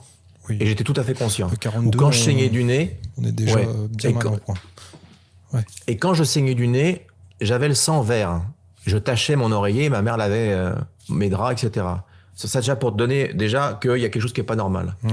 Ensuite, lorsque j'ai rencontré des décennies plus tard, Dan Winter, grâce à Elena, que je remercie, elle a dit, écoute Jean-Charles, avec tes facultés que tu as extraordinaires, j'ai un ami à te présenter, c'est un grand scientifique, il a cartographié le cerveau humain, et ça serait bien dans ton documentaire. Donc j'ai dit, ok, je vais le contacter. Et tout ce qu'il m'a dit, j'ai dit oui. J'ai transparent, tu vois, Rudy. Il m'a dit, est-ce que tu veux faire ça? Oui. Est-ce que tu veux faire ça? Oui. Enfin, je suis devenu une sorte de ratatouille, en fait, de rat de laboratoire. Et donc, il m'a J'ai mis un cerceau ici et il m'a dit, mets-toi avec le logiciel qu'ils ont créé ensemble. Ils ont déjà testé ça sur des enfants qui pouvaient voir sans leurs yeux, en aveugle, comme ça, qui comptaient les choses, etc. Donc avec des capacités extrasensorielles hyper développées. D'ailleurs, le documentaire est sur Gaïa, s'appelle les supernaturels, les enfants super puissants, de Caroline Cory, donc très intéressant à voir. Et il a testé mes ondes cérébrales et il m'a dit, Jean-Charles, il faudrait que tu te mettes dans le même état que lorsque tu te transportais quand tu étais enfant. Donc, je me suis assis sur mon siège, comme ça, et je me suis concentré. Et j'ai senti des picotements arriver, exactement pareil, ma tête qui tournait, et quand j'ai ouvert les yeux, j'étais toujours au même endroit, donc ça n'a pas marché. Donc je me suis dit, bon, ça n'a pas marché. Erreur. Le logiciel avait enregistré tous les pics de mon cerveau dans les ondes gamma. J'ai envoyé ça à Dan, qui a vu la vidéo et a fait, écoute Jean-Charles, j'ai jamais vu ça de ma vie, je te crois, mais pour éviter toute possibilité de montage vidéo, j'aimerais que tu m'envoies une ligne de commande que je ne savais pas, c'est dans un Macintosh, et tu m'envoies ça et je vais le faire analyser par des ordinateurs qu'on a en Australie, qu'on a partout, etc. Et là, là, c'est la boîte noire en fait du logiciel. Et là, il me dit, écoute, tes ondes, on a dû les réduire parce que quand tu as commencé à être dans un état tout à fait rapide, tout est monté et ça a dépassé la graduation. Et il a parlé de la pompe avec la Kundalini, il a parlé du nombre d'or, il a parlé de tout ce qui était dans mon organisme et il m'a dit, j'ai compris une chose, tu n'empruntes pas de portail, tu es un portail toi-même. C'est toi le portail, Jean-Charles. C'est pour ça que quand tu te déplaces la nuit, quand tu étais petit, tu ramenais de quoi? Parce que tu génères un champ énergétique autour de toi tellement puissant que tu ouvres une porte, c'est toi en même temps. Ça fait comme ça. Et il dit, c'est scientifique, je peux pas me tromper. Et il a pris le graphique et c'est comme ça que j'ai fait Révélation Starseed 2 dans lequel j'ai mis les tests. Je suis devenu un sujet d'étude pour Dan qui, partout où il va, il prend toujours comme exemple mes ondes cérébrales et il explique tout. Alors c'est très scientifique, mais tu comprends l'essentiel. Et il avait fait une entrevue d'ailleurs avec Elena Danaan par rapport à mes ondes, qui a été supprimée d'ailleurs, à part aller sur son site à lui, mais Elena l'avait supprimée sur sa chaîne parce qu'on n'est plus en lien. Donc il y avait vraiment tous les tableaux expliquant ce qui s'est passé dans mon cerveau. Et il a expliqué qu'il avait testé ça dans plein de pays, sur des moines tibétains, comment dirais-je, en concentration, sur les enfants, sur des gens qui tordaient les cuillères ou télépathie, et ils avaient toujours un masque noir qui comment dirais-je, empêchait de voir ou quoi que ce soit. Et ces ondes-là, qui étaient déjà très puissantes, les miennes dépassaient tellement qu'elles sortaient du graphique. Donc ça, c'était une preuve scientifique que tu y crois ou que tu y crois pas, c'est pas un détecteur de mensonges que tu peux, tu sais, les détecteurs de mensonges, tu peux les contrôler, les mecs de la CIA sont capables, etc. Là, tu contrôles pas tes ondes gamma, hein, Rudy, hein, je te dis tout de suite. Hein. Ça, c'est impossible. C'est dans ton cerveau. Donc, il s'est vraiment passé quelque chose. Après, qu'est-ce qui s'est passé? On peut extrapoler, mais on ne peut pas nier qu'il s'est passé quelque chose dans mon cerveau à ce moment précis qui dépasse ces 51 années de recherche. C'est pas moi qui le dis. Je suis pas scientifique. C'est lui qui le dit. C'est toujours important de préciser, je ne dis pas ça, ce sont les gens qui m'ont étudié. Alors quand tu parles de boîte noire, de masque noir, ça me fait automatiquement penser aux hommes en noir, les Men in Black qui t'auraient traqué, menacé, toi et ton entourage. Menacé, traqué. Et tenté de t'assassiner. Alors qu'est-ce qu'ils cherchaient à protéger, que les films ont fini par révéler que cet entretien vient aussi peut-être mettre en péril? Non, je ne pense pas, parce que la menace qu'il y avait à ce moment-là, c'est que je parle à ce moment-là. Et on voulait me faire taire. Donc, il s'est passé qu'ils sont venus sur mon lieu de travail. Et mon meilleur ami, Laurent, qui était présent, ça lui a fait tout drôle parce que lui, il était en train de faire sa comptabilité à côté. Et puis, les deux personnes sont arrivées, habillées en noir, lunettes noires, exactement comme les Men in Black. Hein. Le film qui est sorti 3 ans plus tard, quand même. Hein. Ils sont venus me proposer. Encore une fois, la fiction qui vient discréditer des récits et des témoignages. Tout à fait, exactement. Sauf que moi, mon témoignage que j'ai fait, par exemple, dans l'enregistrement audio, date de 3-4 ans avant le film Men in Black. Mais non, mais je ne reviens pas mettre en cause ce que tu es en train de dire, parce qu'il y a énormément d'autres témoignages aussi concordants, avec preuve à l'appui. Mais j'ai l'impression que dès qu'on a des phénomènes d'état, on a un film qui va avec derrière pour édulcorer le tout et le discréditer d'emblée. Mais donc, oui, tout à fait. Je veux bien qu'on continue sur cette histoire de Men in Black. Ils ont tenté de t'assassiner ? Bah écoute, quand ils m'ont tiré dessus avec un petit boîtier gros comme une télécommande, le rayon qui est sorti était pas pour me faire un petit câlin. Le premier coup, et c'était dans un soubassement à côté de chez moi, ça a rebondi sur le béton. Donc là, j'ai été surpris. Je me suis dit, mais qu'est-ce qui se passe ? J'aurais dû me méfier plus, parce que le deuxième coup, je l'ai pris en plein ici, au niveau de la poitrine. Et j'ai reculé en arrière, je suis tombé. Et j'ai senti qu'il y avait quelque chose autour de moi qui me protégeait juste avant, certainement un champ de force, parce que tous mes vêtements ont été traversés jusqu'à la peau, mais j'ai pas été traversé de part en part. Et j'ai mis mes mains en avant pour me protéger, et à ce moment-là, il y a une lumière puissante qui est sortie de mes mains, et les deux personnes qui étaient devant moi ont disparu. Et la seule chose qui restait par terre, c'était le boîtier. J'ai ramassé le boîtier et je l'ai gardé pendant un certain temps avec moi. Et ensuite, j'ai donné ce boîtier à quelqu'un pour qu'il le fasse analyser dans un centre scientifique à Paris. Et ce boîtier a disparu après. Dans le centre, ils l'ont perdu. C'est une vie trépidante et périlleuse que tu nous racontes là. C'est pas encourageant pour aller non, mais pour avoir de nouvelles recrues pour aller dans ce milieu-là et pour continuer à creuser en ce sens. Mais c'était il y a plusieurs décennies, Rudy, quand ça s'est passé. J'avais une vingtaine d'années quand ça s'est passé, tu comprends ? Donc maintenant, ça a changé. Il y a eu beaucoup, l'esprit des gens est beaucoup plus ouvert.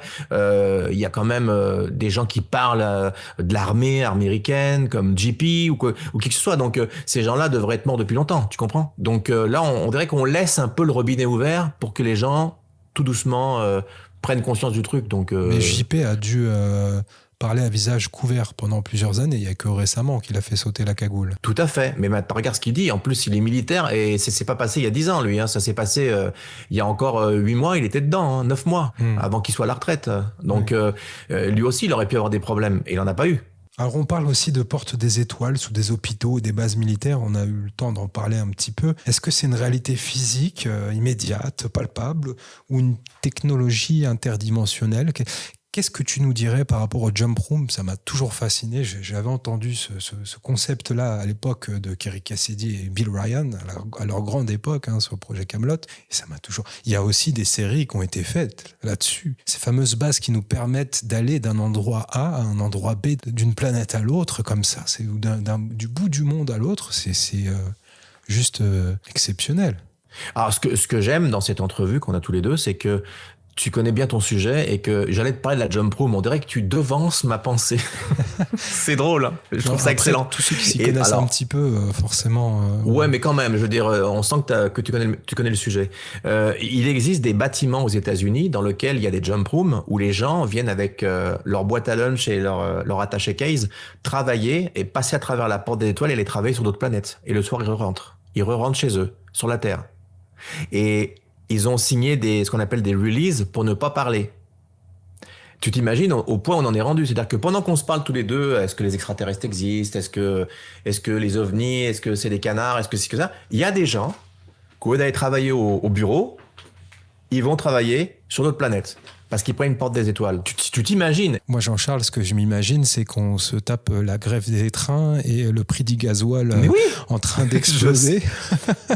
Et on a ce genre de technologie. Donc, ils nous maintiennent vraiment de manière artificielle à l'âge de pierre. On est dans une obsolescence programmée qui puisait dans une non-accessibilité aux technologies actuelles pour nous faire consommer. Exactement. Et je vais te dire une chose. Lorsque Nikola Tesla est décédé dans son hôtel à New York, je crois, oui, il avait des plans de différentes technologies, notamment une espèce de transistor dans lequel on pouvait entendre les morts quand ils décédaient jusqu'à ce qu'ils passent dans l'au-delà. Et on pouvait entendre les gens. Okay ? Et il avait des différents brevets, dont une machine à voyager dans le temps. Alors tu me dis, c'est des papiers et tout. Mais la machine avait été construite, elle était fonctionnelle et elle était dans un entrepôt. Donc, au moment où on se parle, il y a des gens qui sont capables de voyager dans le temps, d'aller modifier les lignes de temps temporelles. C'est pour ça qu'on a ce qu'on appelle l'effet Mandela ou les déjà-vus ou ci ou ça, parce que quelqu'un joue avec les lignes de temps et nous, si on est moindrement plus sensible que les autres, médium par exemple, eh bien on sent qu'il y a quelque chose qui a bougé. J'ai un déjà vu, mais tu peux pas avoir un déjà vu dans un pays où tu n'es jamais allé. Ou avoir fait, tiens, j'ai fait ça, j'ai un déjà vu, j'ai fait ça. Il y a un verre qui va tomber et boum, le verre il tombe. Pourquoi? Parce qu'il y a un glissement de dimension qui se fait, et toi, tu l'as déjà vécu dans une ligne de temps. Il y a des lignes de temps comme un millefeuille, différentes. Et je te dis, il y a des gens qui sont capables de voyager dans le temps. Les scientifiques nous parlent de ralentissement du cerveau pour ce qui est des effets de déjà vu. On a toujours une bonne réponse à tout pour nous maintenir dans le terrier d'Alice. Je vais te dire un truc qui va peut-être en choquer plus d'un, mais lorsque j'étais à ce repas avec Jimmy Gueux, mon ami, qui maintenant est décédé, il m'a dit, Jean-Charles, j'étais en relation avec un journaliste qui a vu des choses sous un musée. Sous le musée, il y a différentes sections, et ce qu'on appelle le département de l'archéologie interdite. Alors, qu'est-ce que c'est? L'archéologie interdite, c'est des artefacts qu'on retrouve quand on est archéologue, mais qu'on ne peut pas diffuser publiquement parce que ça remettrait en question toute l'histoire de l'humanité. Alors, je vais te poser une question, mon cher Rudy. Sais-tu comment est fait l'ambre? Absolument pas. L'ambre, c'est comme de la sève d'arbre fossilisée qui a 350 millions d'années. Tu sais, ça fait comme... Tu connais l'ambre, hein, c'est orangé, des fois il y a un moustique dedans, exactement comme dans Jurassic Park. Tu vois? Ouais. Dans Jurassic Park, il y a un moustique qui est dans l'ambre. Il faut savoir que le moustique qui est dans l'ambre, il date de millions d'années, puisqu'il s'est fait engluer dans le truc. Alors si ce moustique-là, admettons, a piqué un dinosaure, et qu'on est capable d'extraire le sang, on a l'ADN du dinosaure, t'es d'accord avec moi? Mais c'est exactement le script et le scénario de Jurassic Park, en l'occurrence. Voilà. Et dans un Science et Vie, il y a 35 ans, j'ai vu qu'ils avaient fait ça avant que le film sorte. C'était des Belges et puis des Américains. Est-ce qu'on n'est pas encore dans ce schéma récurrent de fiction? Alors attends, je vais y venir parce que là, c'est pour que les gens comprennent le contexte. Un morceau d'ambre, ok, a des 350-400 millions d'années, ok. Retenez bien ça. Il y a 400 millions d'années, on n'était pas là, nous. On est d'accord? On n'était pas là. Il y avait les dinosaures, les plantes, les machins. Ils ont découvert, écoute bien, d'après ce que m'a dit Jimmy, et qu'il l'a vu de ses yeux, des morceaux d'ambre, gros comme une bagnole, avec à l'intérieur un ordinateur portable. Moi, je suis bouche bée, mais c'est comme les apparitions de clichés de photos authentifiées en noir et blanc avec des mobiles soi-disant portables. Je le sais. Ou une empreinte de T-Rex, admettons, ou de dinosaure, dans le sol. Tu sais qu'on prend une empreinte avec le carbone 14, on dit carbone. Et à côté de cette empreinte, une empreinte de basket moderne, datée du même moment. Ou des cavernes avec des hiéroglyphes, avec des peintures rupestres, avec dans la roche, datées au carbone 14, nous sommes passés ici. Mais on n'en parle pas. Ça fait partie de l'archéologie interdite. C'est tout un quiproquo spatio-temporel qui nous renvoie encore une fois vers la fiction, notamment Rick et Morty. Enfin, toute cette intrication de mondes et de dimensions parallèles qui relègue le temps à une simple anecdote. On n'est pas les premiers et on ne sera pas les derniers, mon ami. Ouais. C'est ça qu'il faut savoir. Alors, je voudrais revenir sur tes capacités de super soldat. Toi, tu as été formé aux arts martiaux, à la protection rapprochée. Oui. Est-ce que c'est un prolongement terrestre de ton entraînement de super soldat dans les PSS ? Depuis que je suis enfant, depuis l'âge de 4 ans, j'ai pratiqué les arts martiaux. Donc ça, c'est vraiment un prolongement. Mais ma vie terrestre normale, pas quelque chose que j'ai rêvé, j'ai ces capacités-là. Et j'ai été, et je suis toujours, mais je suis au repos, entre guillemets, garde du corps, officiellement. J'ai travaillé pendant plus de 12 ans dans différents milieux, protection de témoins, etc., de personnes, ici au Canada. Et j'ai suivi différents entraînements, comme des entraînements pour le SWAT, avec des personnes qualifiées pour ça. Donc ça, c'est quelque chose que j'ai en plus. Et en même temps, j'étais instructeur de combat quand j'étais dans l'armée. Donc, si tu veux, tout ça, c'est un ensemble de choses qui a comme fait une différence dans ma sélection, plus le fait qu'ils savaient que j'étais capable de me téléporter. Il faut savoir une chose. Un de mes meilleurs amis, mon meilleur ami de l'époque, qui est décédé maintenant depuis pratiquement 2 ans, était dans l'armée et m'a dit, Jean-Charles, j'ai vu une photo de toi. Je ne sais pas où il a vu ça, mais je fais attention à ce que je dis. dans des ordinateurs, en noir et blanc, avec ton sac d'école, prise au téléobjectif, à côté de la porte de l'appartement de tes parents, où il y a le digicode. Et j'ai voulu rentrer pour savoir pourquoi il y avait ta photo, et ça clignotait. Et je pouvais pas rentrer. J'ai juste ça à te dire. J'ai dit, merci de l'information. Donc ça veut dire que déjà, à l'âge de 12-13 ans, j'étais déjà ciblé. On savait très bien qui j'étais. On savait très bien que j'avais ces capacités parce que je venais de l'hôpital à 13 ans. N'oublie pas, j'ai eu mon insolation, j'étais hospitalisé, il y avait un gars de l'armée dans ma chambre qui parlait bizarrement allemand. Et après, j'ai eu mes tests de sélection en bas, dans le sous-sol. Quand j'ai été sélectionné, avant que je rentre avec les autres enfants dans l'espèce de portail, on m'a dit de mettre ma main dans une petite boîte avec une lumière verte et bleue. Et c'était quelque chose qui balayait ma main, une chaleur, pour regarder mon ADN. C'était ma signature ADN. Avant qu'à me tendre la combinaison avec le cheval en argent, Pégase, j'ai dû mettre ma main dans cette petite boîte. Et quand j'étais à l'armée et que je suis descendu au sous-sol, qu'on m'a amené au sous-sol, et que j'ai retrouvé Maria adulte, etc., on m'a demandé de remettre ma main dans cette boîte-là. Donc, ils savaient déjà à qui ils avaient affaire, tu comprends? Donc, on dit que les gens qui se font abducter, des fois, se sont abductés sur plusieurs générations. Ton père, ton grand-père, ton arrière-grand-père. Spielberg a déjà fait des films comme ça. C'était sur... Et mon grand-père a eu un... Mon grand-père qui était très, très cartésien et qui ne croyait pas du tout en quoi que ce soit. Juste avant que j'émigre au Canada, il avait plus de 80 ans, j'ai dit, je ne verrai plus mon grand-père. Donc, j'ai mangé avec lui, avec mon grand-père. Je dis, papy, on va manger ensemble. Il dit, oh, tu me reverras plus et tout. Je dis, mais papy, je vais revenir te visiter. Bon. Et là, je me suis dit, je vais tout balancer à mon grand-père. Et là, je lui dis, papy, il faut que je te parle. Il faut que je t'explique ce qui est ton petit-fils. Et il avait déjà entendu des trucs, mais ça lui faisait peur. Et là, je lui balance tout. Victor, Luca, les hommes en noir, la totale. Il n'a pas pipé un mot. Il mangeait sa pizza comme ça, il me regardait. Puis je dis, toi, papy, j'ai une question à te poser. Est-ce qu'il t'est arrivé quelque chose dans ta vie? Et il me dit, bah, il m'est arrivé un truc, mais bon, c'est pas... Dis-le-moi, écoute bien ce qu'il m'a dit. Quand il était jeune, il est tombé malade, tellement qu'il allait mourir, qu'il y avait un prêtre qui était au bout de son lit et qui lui a fait les derniers trucs. Il était chez les frères et les sœurs, il était en Bretagne, ok, et dans le Morbihan. Et donc, bon, bah, c'est fini, quoi, il va mourir, donc... Et en pleine nuit, il a été réveillé par une lumière. Et au-dessus du plafond de sa chambre, il y avait un disque de lumière qui tournait, mon gars, à une vitesse comme ça, là. Et il a perdu connaissance. Et le lendemain matin, il était guéri. J'en ai encore des frissons. Quand il m'a conté ça, j'étais là. Mais pourquoi t'as pas dit ça à maman?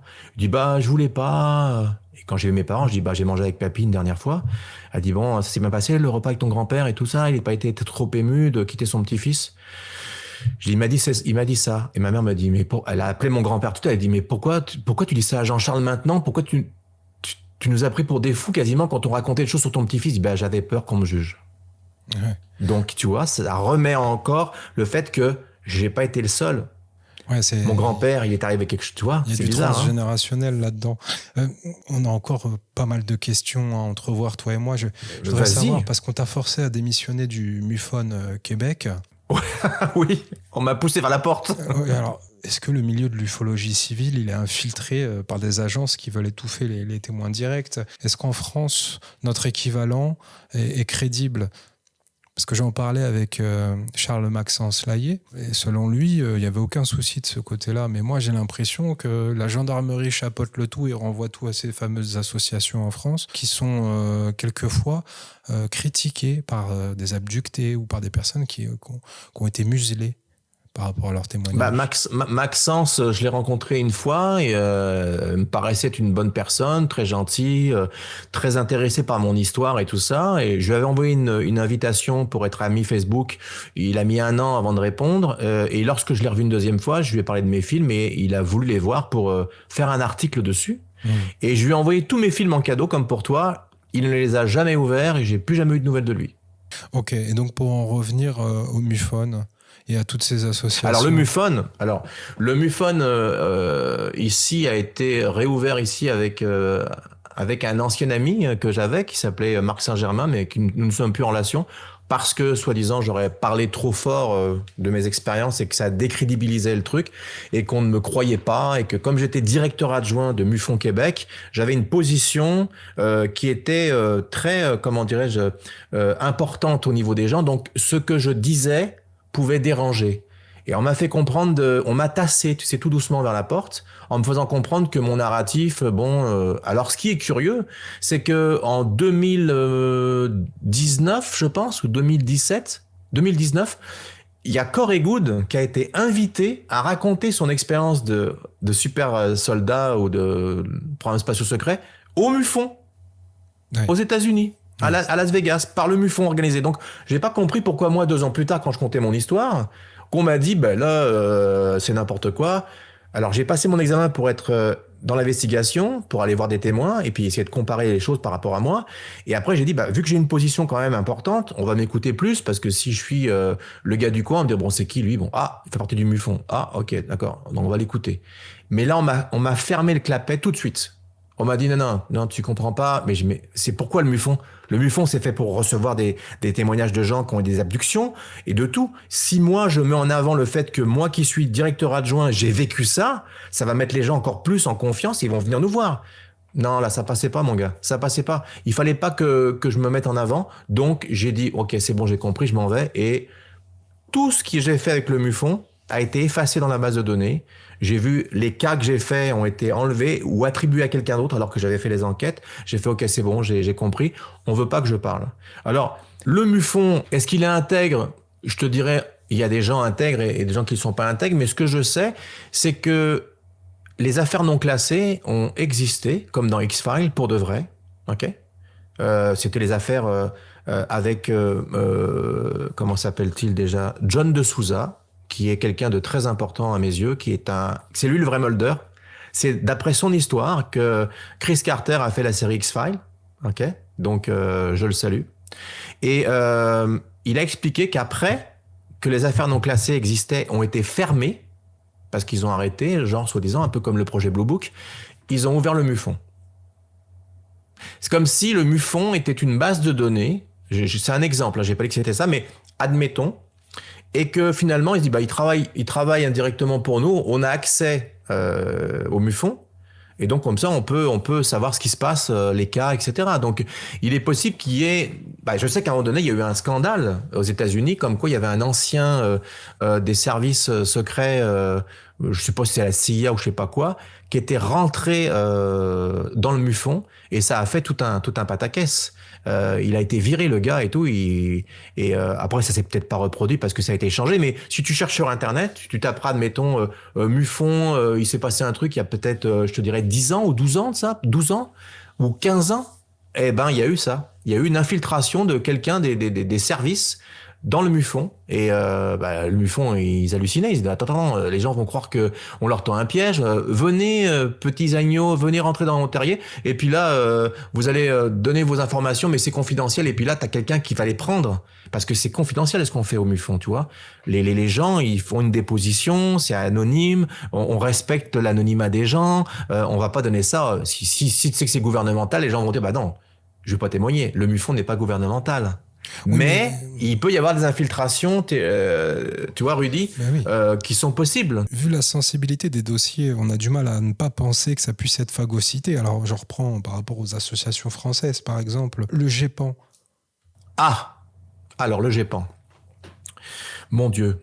Alors le GEPAN a été créé à la base, un peu comme le projet Blue Book, pour justement aller chercher les preuves si les extraterrestres existaient ou pas, ou s'il y avait des choses comme ça. Au début, le GEPAN était quelque chose de très, comment dirais-je, positif, rationnel, etc. et tout, mais au fur et à mesure que le temps a passé, j'ai eu beaucoup d'échos de gens qui ont dit « Ah non, tu fais partie du GEPAN, je te parle pas. » Je dis « Pourquoi tu parles du GEPAN ?» Mais je ne fais pas partie du GEPAN. Qu'est-ce qu'il y a avec le GEPAN?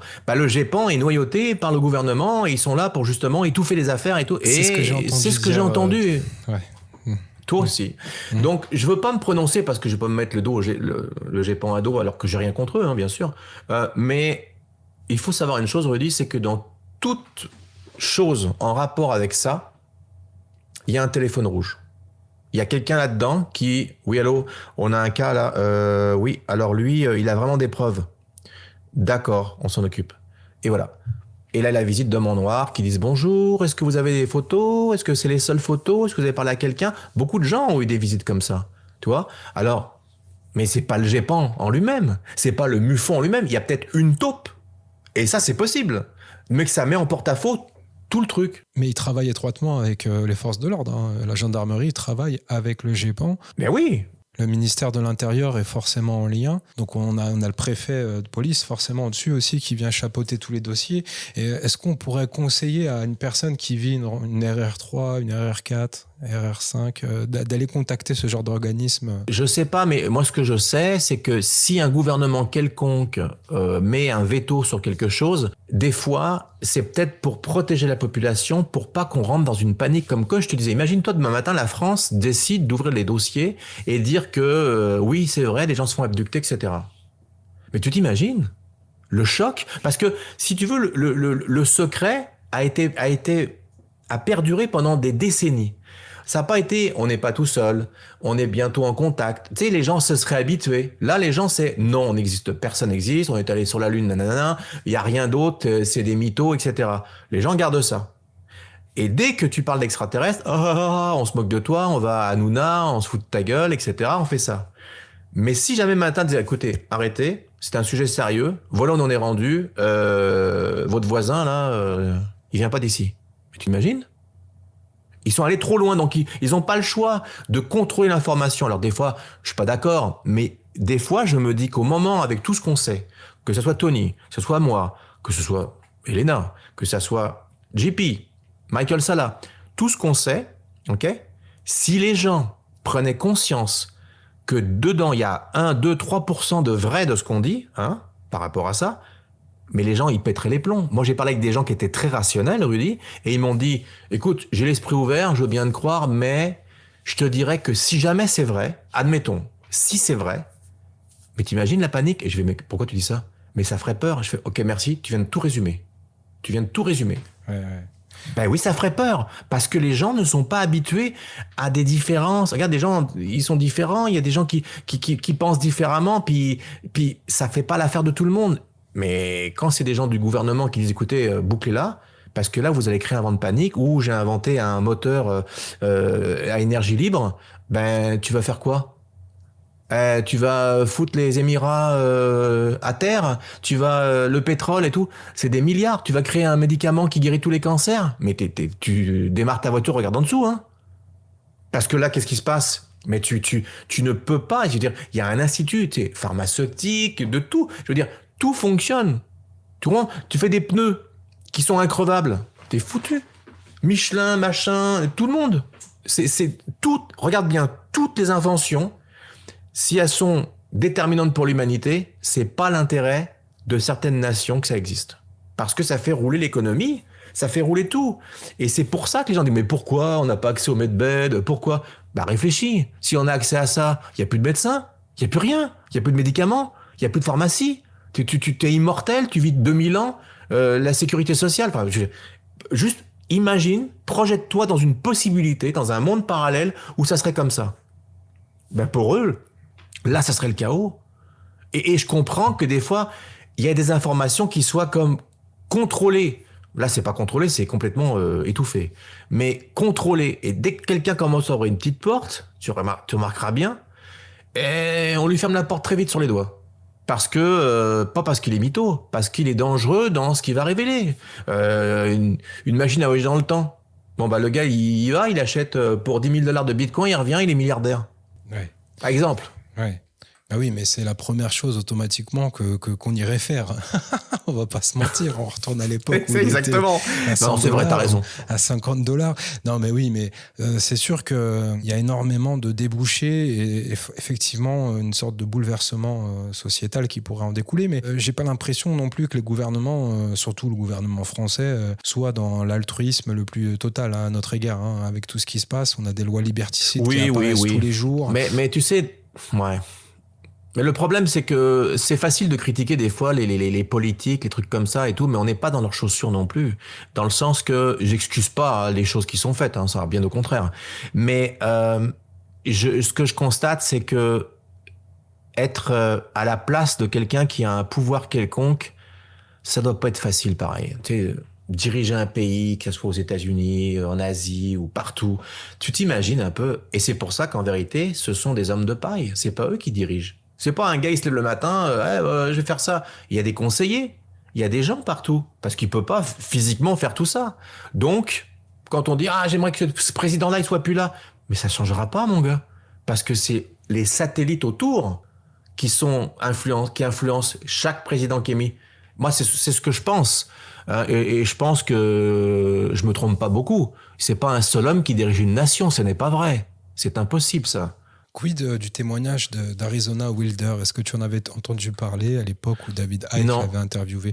On parle d'entités reptiliennes hybrides, notamment au niveau de la royauté britannique, de phénomènes de shape-shifting lors de cérémonies élitistes.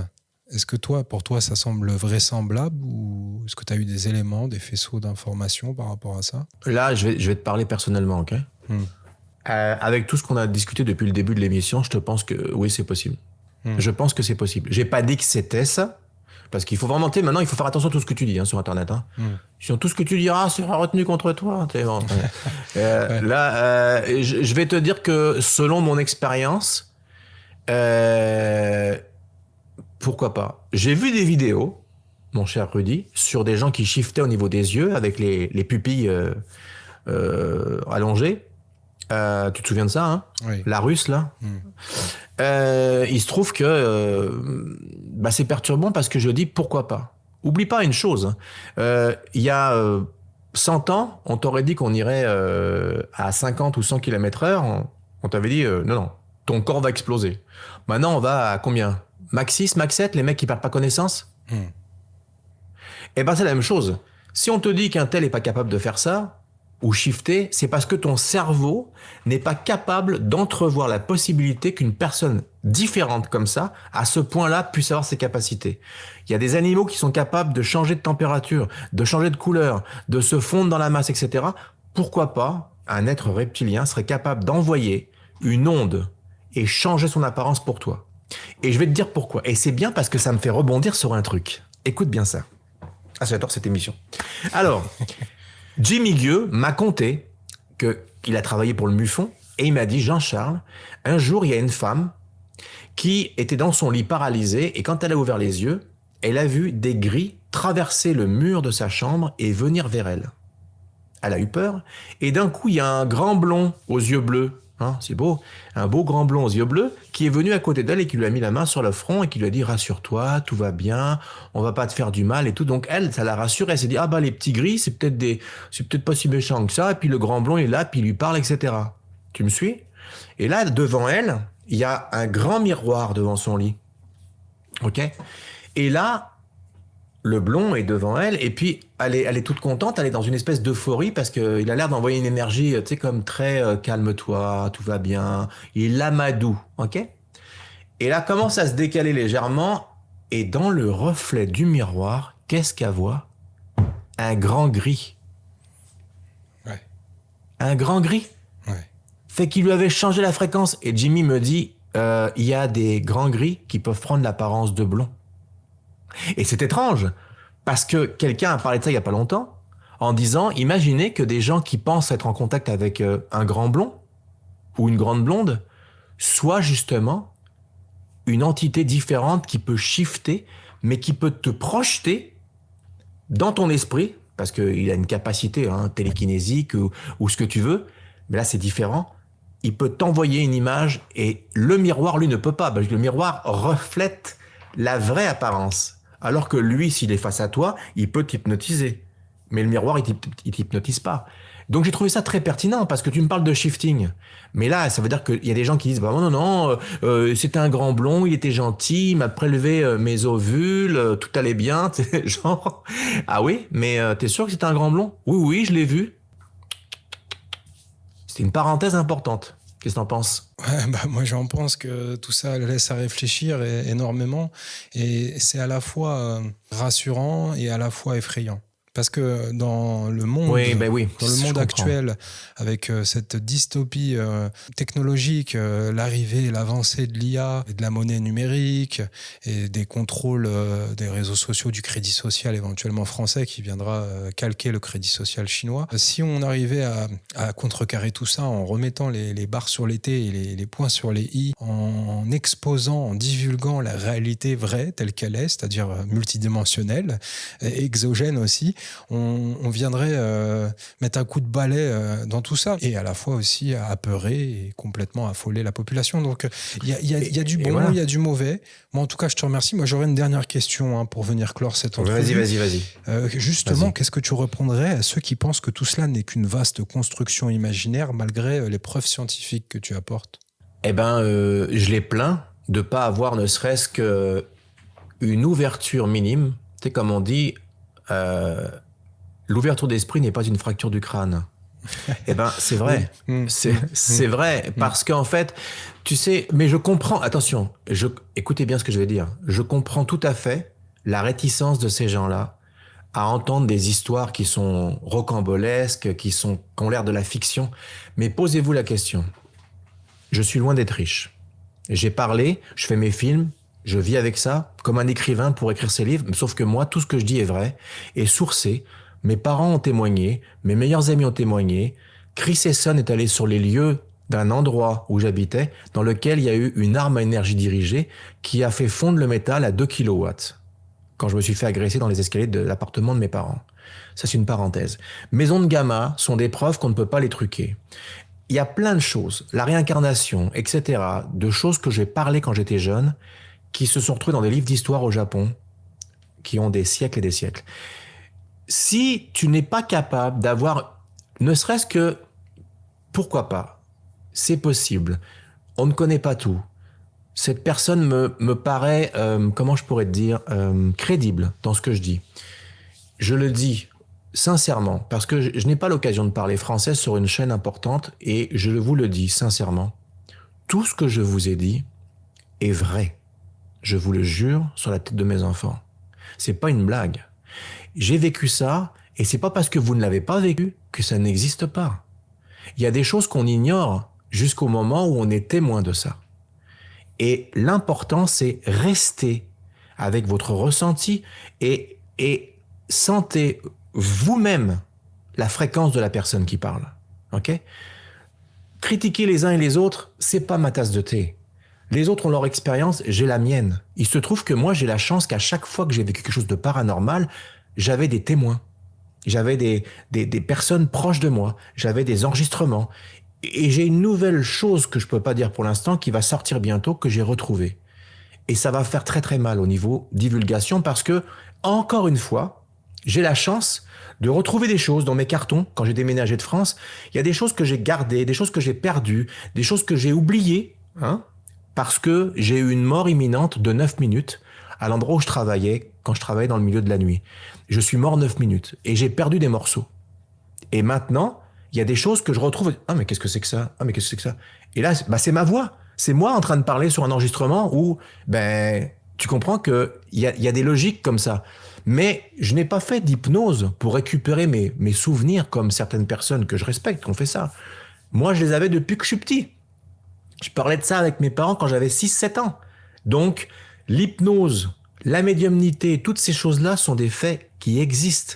Sauf qu'il y a des gens qui ont justement des souvenirs clairs et concis de choses qu'ils ont vécues avec des témoins, avec des preuves concrètes. Donc, je vous en prie, ayez l'esprit ouvert.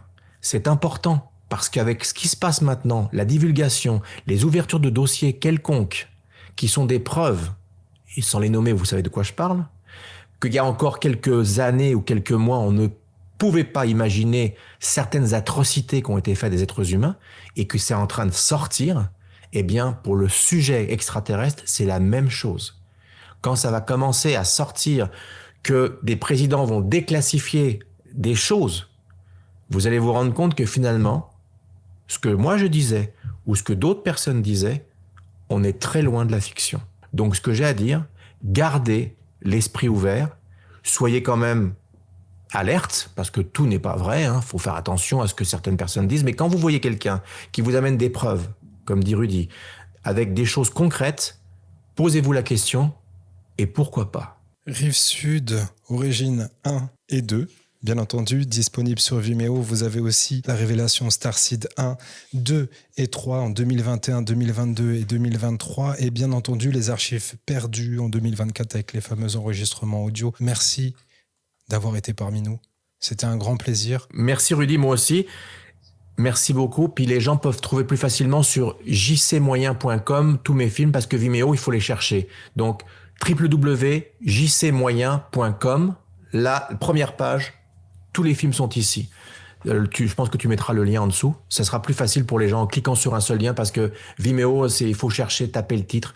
Là, c'est mieux. Merci beaucoup à toi de m'avoir reçu à cette émission. J'ai été très honoré de faire partie de ton panel de discussion et je te souhaite bon courage pour la suite et merci encore de m'avoir donné la parole. C'est très apprécié. Avec grand plaisir, Jean-Charles. www.amdessine.com. Si vous nous suivez sur les plateformes de podcast, bien sûr, n'hésitez pas à nous laisser 5 étoiles, je le demande pas assez. Abonnez-vous, réabonnez-vous si vous avez été désabonné par la plateforme YouTube. Les notifications n'arrivent plus, on est un petit peu shadowban comme toutes les chaînes qui traitent des sujets un petit peu décalés comme les nôtres. On vous dit à très bientôt, ciao, bye.